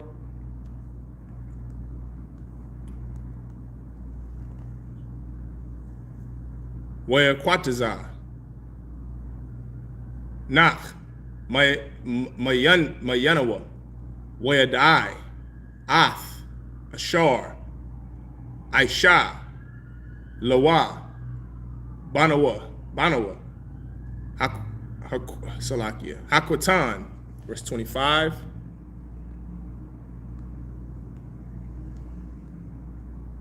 where Amar, Arawar, Canaan, Ibadium, Yahaya, La Akua. Oh, that's it on that. All right. Let's go back up to verse 19. Genesis chapter 9, verse 19. Let's see what brothers in. Shalom, brother. What's going on? Yahweh is my power. Damn right, Ak. Shalom. I see you, Bob White. I see you, brother. What else? Who else we got up in here? Let's see. Only Jesus can save. Damn right. And Christ saves through his brothers and his disciples. That's how Christ saves your life, by you listening to me. That's what saves your life. You listening to me, because I listen to Commander Genealogies, and Commander Genealogies is the only representative on the earth of Christ. Yahweh Shai Christ. Okay? So by you listening to me, your life is saved. But you have to listen and do everything I tell you to do, brother. Now, are you willing to do that? That's going to save your life. Listening to the Isupk, that's going to save your life. It saved mine. But they damn sure saved mine, and it will save yours too if you do what I did, listening to the men above you. That's all you have to do, Ak. These are the 3 sons of Noah, and of them was the whole earth overspread. You hear that? A lot of sex happened for everyone to come about. All right? You have Ham, Shem, and Japheth. Ham is the progenitor of the dark races that are not the Negro. So Ham is the progenitor of the Africans. Shem is the progenitor of the Israelites. Jacob and Abraham and Isaac, the Polynesians. Okay, that's Japheth. Or Salaki, that's Shem. Shem is the progenitor of the Israelites, the blacks and browns and Hispanics. That's Shem. Japheth is the progenitor of the Polynesians, Micronesians, Melanesians, all of those Nesians that live in the islands of Hawaii that were kicked out of Europe because they're the original European, and they were put to places like, fled to places like the islands. So Samoans and Polynesians, those are the Japhethite people. Okay, that they belong to their forefather is Japheth. Okay, Shem, that's us. That's blacks, Hispanics, and Native Indians. Okay, and then of course Ham are the Africans, those stinking Africans. Verse 20, and Noah began to be an husbandman, and he planted a vineyard. All right, husbandry, animal husbandry, or husbandry is farming, agriculture. Adam's job was that. This is Noah's job. Why? He has to do what Adam did. He has to put things back in his place. He has to become a farmer, an animal husbandry. What is it? Salaki, what did it just say? He has to be a husbandman. Okay, that's what that means to be a husbandman, is to farm.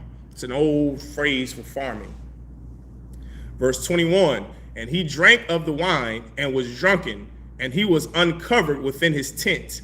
And Ham, the father of Canaan, the father of the Africans, saw the nakedness of his father and told his 2 brethren without.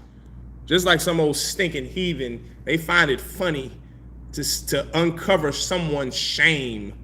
Their father Noah had a good time in a tent, and he was drunk, and he got drunk, and he laid down. He was naked. He's in his tent. He can do whatever the hell he wants to do in his tent. He can drink some strong drink like we do in the Israelite school. UPK drink strong drink, okay? And he drank that strong drink. He was naked, and he was in his tent, and he laid down. Well, guess who saw him? His son Ham, the African, saw him, okay? And he saw him, and he went and told his brothers. And let's keep reading, verse 23. And Shem and Japheth took a garment and laid it upon both their shoulders and went backward and covered the nakedness of their father, and their faces were backward, and they saw not their father's nakedness. You see, they didn't see their father's shame. They didn't see that. They covered their father's shame and covered his nakedness, and they didn't even see it. Okay, that's how you become a good son, by not looking at your father's shame. Ham was a terrible son. That's why them Africans are so cursed today. Ham is disgusting, and they are cursed, and they are not sentient. They are idiots who are ruled by the Europeans, and who are, if Africa were not ruled by the Europeans, Africa would be a mud hut. Africa would be an S-hole country, because Africa was an S-hole country before the Europeans got there and colonized them. Colonization was good for the Africans. It was good for the African then, and it was good for the Africans now. Africans are a base people. that bathe in urine, don't wash, eat whatever they can find. The Africans are a low and base people, and this is the origin of why. Verse 24, and Noah awoke from his wine and knew what his younger son had done unto him. This African, these forefathers of the Africans, Ham, Noah knew what Ham did. And he said, cursed be Canaan, a servant of servants shall he be unto his brethren. The African is cursed, brother, and he's going to serve his brothers. He's going to serve them. Why? Because he did not cover his father's shame. He was not a good son.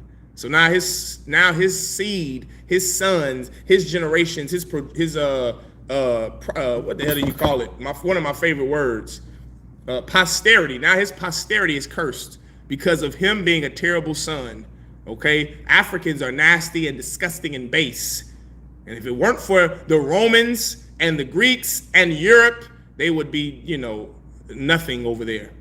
You wouldn't have cities in Nigeria if it wasn't for if it wasn't for France and Belgium and the Dutch and the Portuguese. If it wasn't for those European countries that devised the plan to conquer Africa, Africa would be a mud hut and it would be nothing there.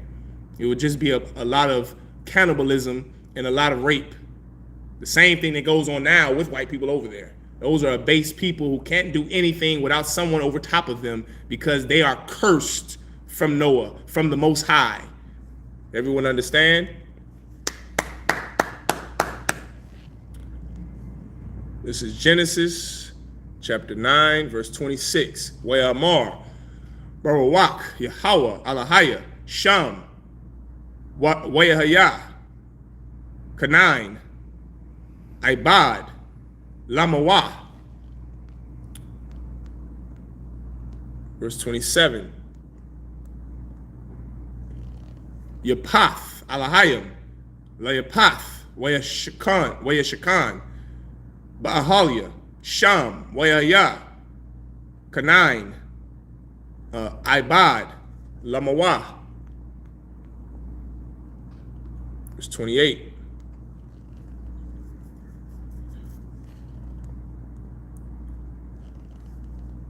Wayakia, Nach, Achar, Hamabawal, Shalash, Mashawath, Shana, Wachamashyam, Shana. Verse 29. Let's start at 26.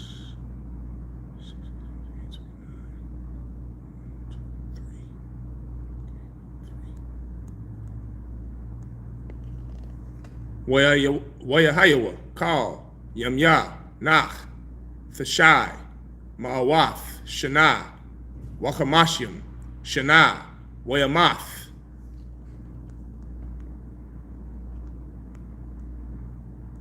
This is Genesis chapter 10, verse 1.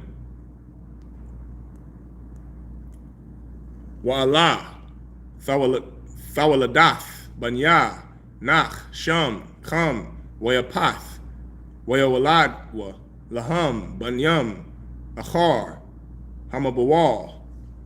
Verse 2. Banya, Yapath, Gamar, Wamagawag, Wamadya, Wayawan, Wathabal, Wamashak,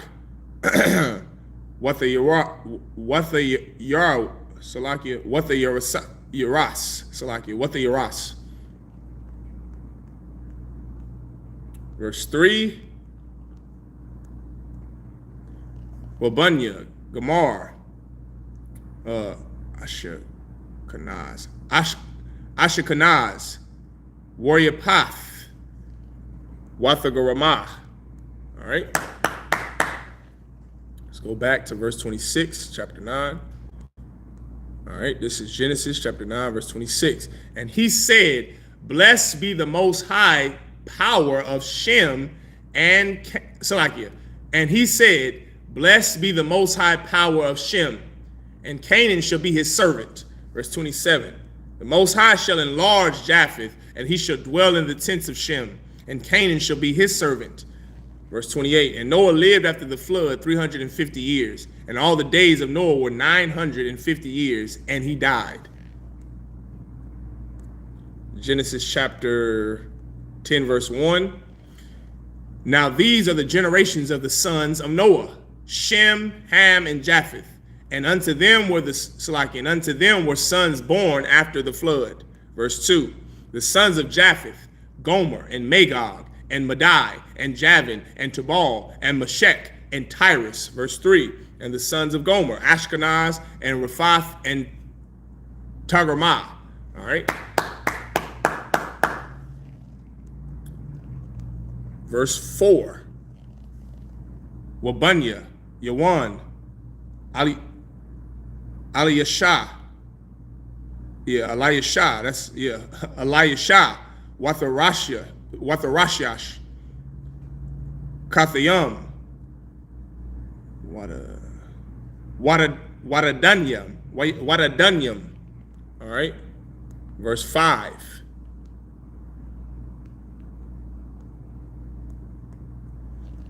Ma'alah.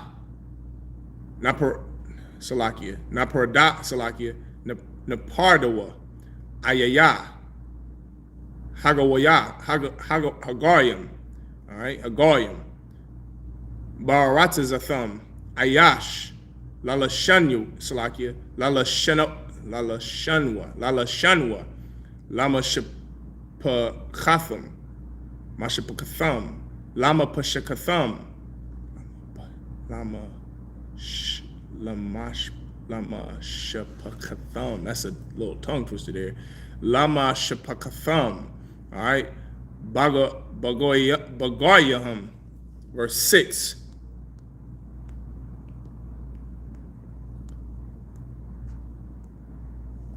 Wabunya, Kham, Kawash, Wamatazarium, Wapasat, Salakia, Wapata.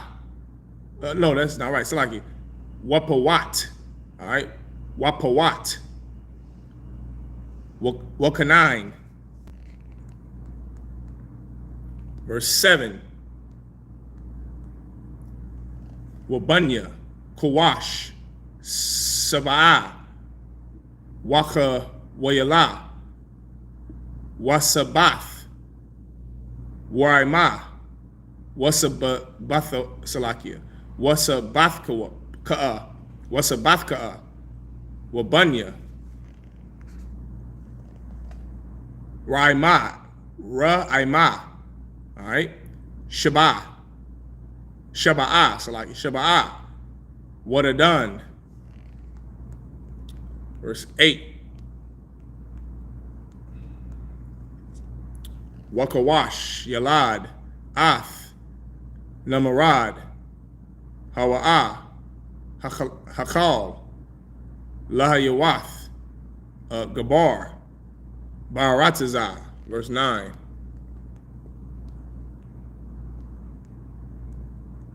Hawa'ah, Hayah, Gabar, Taziyad, Lapunya, Yahweh, Al, Khan, Yamar, Salakia, Kanamarad, Gabawar, Tazayad, Lapunya, Yahweh. Verse 10. Wathayah, Ra'ashath, Mamalakathwa, Babal, Wa'arad, Salaki, Wa'arak, Wa'akad. Wa'akad. Wakalana. Wakalana. Baratazah. Shanair. So Stoic said, what are you reading? What you reading? What is the translation of what you reading? This is the Hebrew. You can look at it in the Blue Letter Bible. Okay, this is Genesis chapter 10, verse 10. That we just read and finished up with in the Hebrew.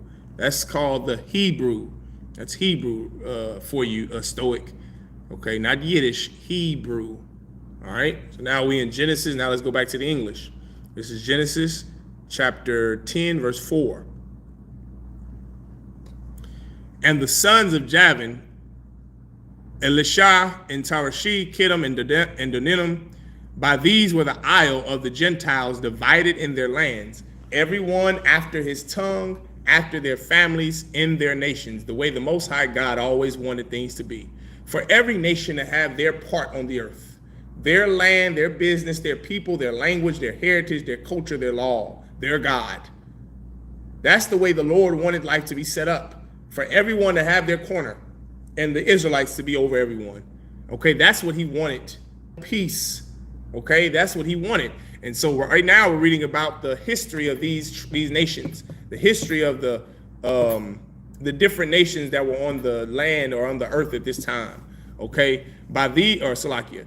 And this is verse 6. And the sons of Ham, Cush and Mizraim, and Put in Canaan. Those are the Cushites, the Mizraim, which is Mizraim, Matazarium, which is Egypt. Okay, that's the Egyptians, Cush, Africa, and Put, Africa, Canaan, Africa. Ham is the progenitor of the Africans. Okay, and the sons of Cush. Now this is just going over lineage.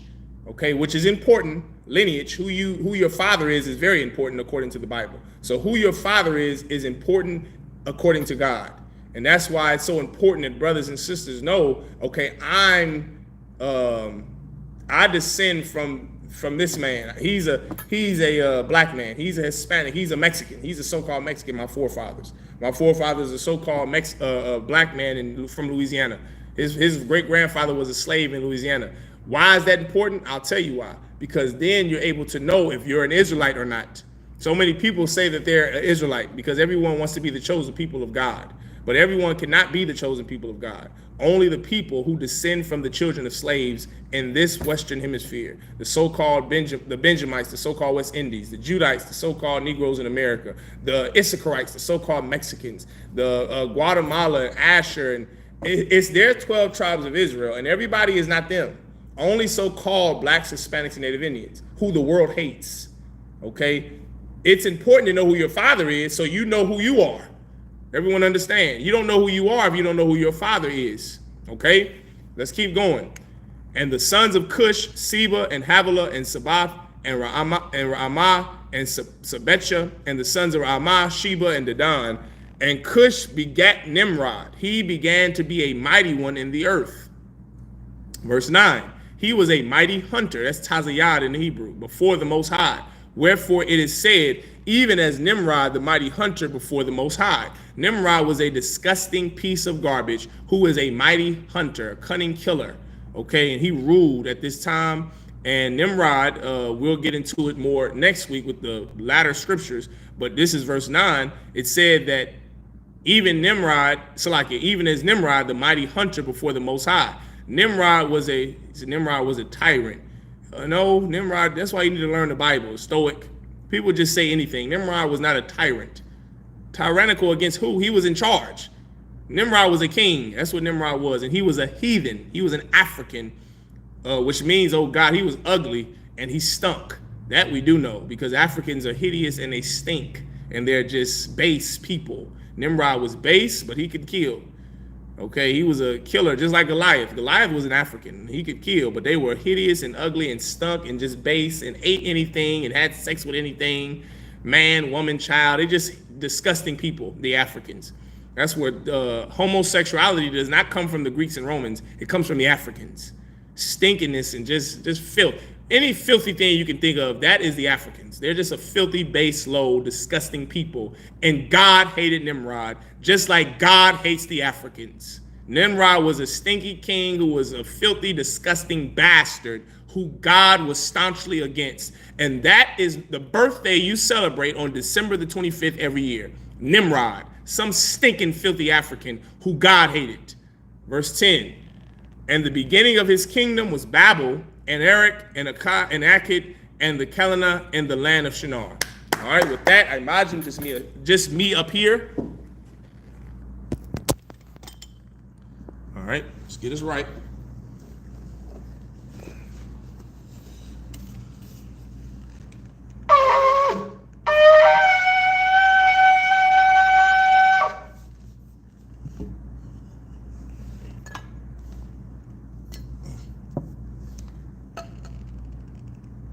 See what I'm doing.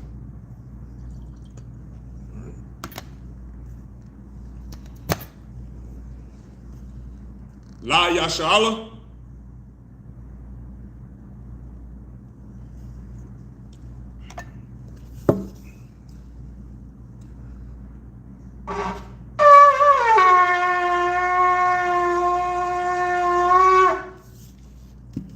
I Majum, everyone stand. Wapanya Hakwadam, which means to rise and face the east. If you're in our class, the east is this way. All right, we're going to start with the Lord's Prayer in the Hebrew.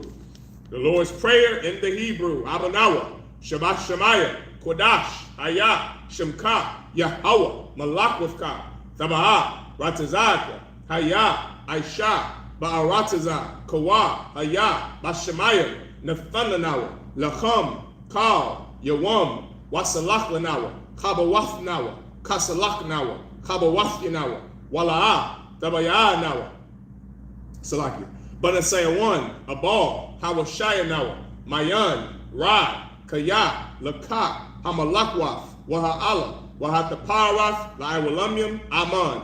In the English, Our Father, which art in heaven, hallowed be thy name. Thy kingdom come, thy will be done, in earth as it is in heaven. Give us this day our daily bread, and forgive us our debts, as we forgive our debtors. And lead us not into temptation, but deliver us from evil. For thine is the kingdom, and the power, and the glory, forever, so be it. Hakak, the prayer for the power in the Hebrew. Yahweh, Bahashim Yahushai, Baba Koshah, Nathan Lanawa, Hakak, Larapa'ah, Kal Makala, Wakal Marawa, Hakak, Latahor, Hamatazariah, Hakak, Lahakwiyam, Hamathiyam, Hakak, Arakawaf, Hatama'ala, Lagarashan, Bahashim Yahushai, Thawada Aman. In the English, Yahweh, in the name of Yahushai, please give us the power to heal all manner of sickness and all manner of disease, the power to cleanse the lepers, the power to raise the dead, the power against unclean spirits, to cast them out. In the name of Yahushai, thank you, so be it. This is the prayer to bless Israel in the Hebrew. Yahweh, Salaki, Yahweh, Ba'ashim Yahushai, Barak Lanawa, Wayasha'Allah, Waha, Bayat Saparia, Barak, Rapah, Magun, Hagun, Ba'ashim Yahushai, Thawada Aman. What we just said was Yahweh. In the name of Yahushai, bless us and Israel and the school. Bless, heal, shield, protect our loved ones. In the name of Yahushai, thank you, so be it. This is Psalms chapter 121 in the Hebrew. Asha'ah, Ayanya, Al-Haharya, Ma'ayan, Yaba'ah, Isaiah, Ma'ayin, Yahweh, Aisha, Shemaya, Wa'aratazah, Al-Yathan, Lamawat, Ragalka, Al-Yanawam, Shemarka, Hana, La'ah, Yanawam, Wala'ah, Yayashan, Sharamar, Yasha'Allah, Yahweh, Shemarka, Yahweh, Tazalka, Al-Yah, Yamyanka, Yawamam, Hashamash, La'ah, Yakayaka, Wayarach, Balayala, Yahweh, Yashamarka, Makal Rad, Yashamar, Athnapashka, Yahweh, Yashamar, Tazaafka, Wabawa'aka, Ma'aitha, Wa'ai, Aman. In the English, I will lift up mine eyes into the hills. From whence cometh my help? My help cometh from Yahweh, which made heaven and earth. He will not suffer thy foot to be moved. He that keepeth thee will not slumber. Behold, he that keepeth Israel shall neither slumber nor sleep. Yahweh is thy keeper. Yahweh is thy shade upon thy right hand. The sun shall not smite thee by day, nor the moon by night. Yahweh shall preserve thee from all evil. He shall preserve thy soul. Yahweh shall preserve thy going out and thy coming in, from this time forth and even forevermore. So be it. Psalms chapter 83 in the Hebrew. Alahayim, al damayalakat, al tacharash, wa al tashakwat, al kayahana, al yablika, yahamayawan, wa mashanayaka, nasha'awa, ra'ash, al aimaka, ya'irayamwa, sawad, wa yathayai tazawa, al tazak pawanyaka, amawa, lakawa, wa nakakira, magoya, wala'a, yazakar, sham yasha'ala, aiwad, kaya, nawa'ai tazawa, la, yachadwa, alika, baryath, yakarathwa, ahawya, adawam, wayashema alia, mawa'aba, wahagarya, Gabal, wa Imawan, wa Imalak, Palashath, Ain Yeshabia, Tazawar, Gamashawar, Nalawa, Imam, Hayawa, Zarawai, Labanyalawat, Salah, Aisha, Laham, Kamadyan, Kasaya Sara'a, Kayabyan, Monakal, Koyashwan, Nashamadwa, Ba'ayan Da'ara, Hayawa, Daman, La'adama, Shayathamwa, Nadayatmawa,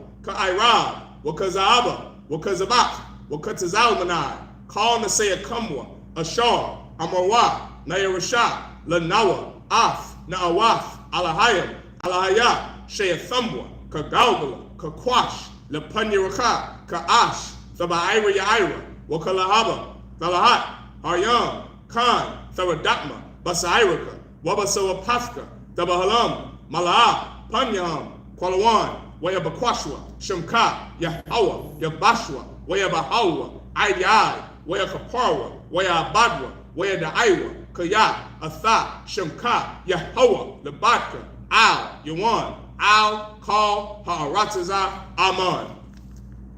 Psalms 83 in English. Keep not thou silence, O Yahweh. Hold not thy peace, and be not still, O Yahweh. For lo, thine enemies make a tumult, and they that hate thee have lifted up the head. They have taken crafty counsel against thy people, and consulted against thy hidden ones. They have said, come, and let us cut them off from being a nation, that the name of Israel may be no more in remembrance. For they have consulted together with one consent. They are confederate against thee, the tabernacles of Edom, and the Ishmaelites, of Moab, and the Hagarenes, Gabal, and Ammon, and Amalek, the Philistines, with the inhabitants of Tyre. Asher also is joined with them. They have hope in the children of Lot.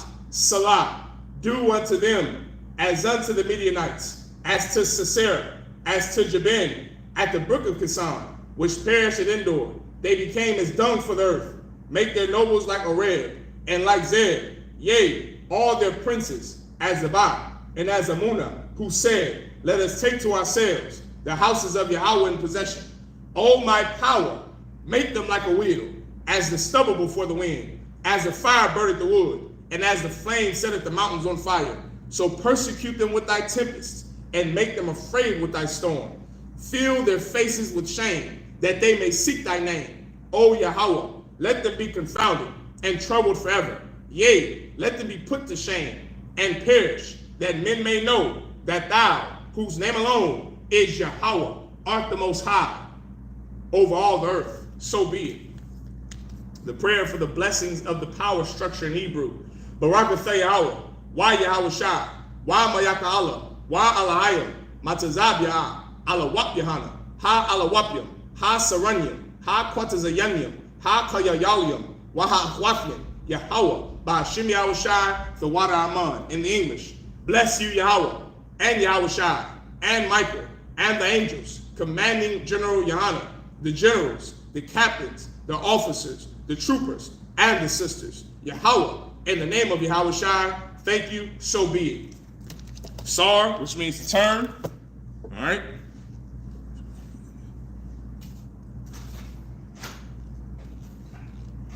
He's going to stay over there like that.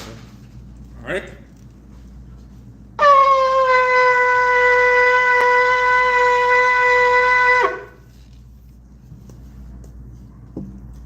All right, sisters, Yeshabi, which means to be seated. Men of Israel, we're going to give one courtesy salute to the brothers. Men of Israel, Amayim Shabbat, Amayim, Barak, Yah Ba'ashim Yahweh Shai, Barakatham, Yajimatah, sisters, Amayim, which means to stand. Men of Israel, Sar, face the sisters. Men of Israel, we're going to give one courtesy salute to the sisters. Men of Israel, Amayim Shabbat, Amayim, Barak, Yahweh Shamar Alathan, Ba'ashim Yahweh Shai, Yajimatah, dismissed.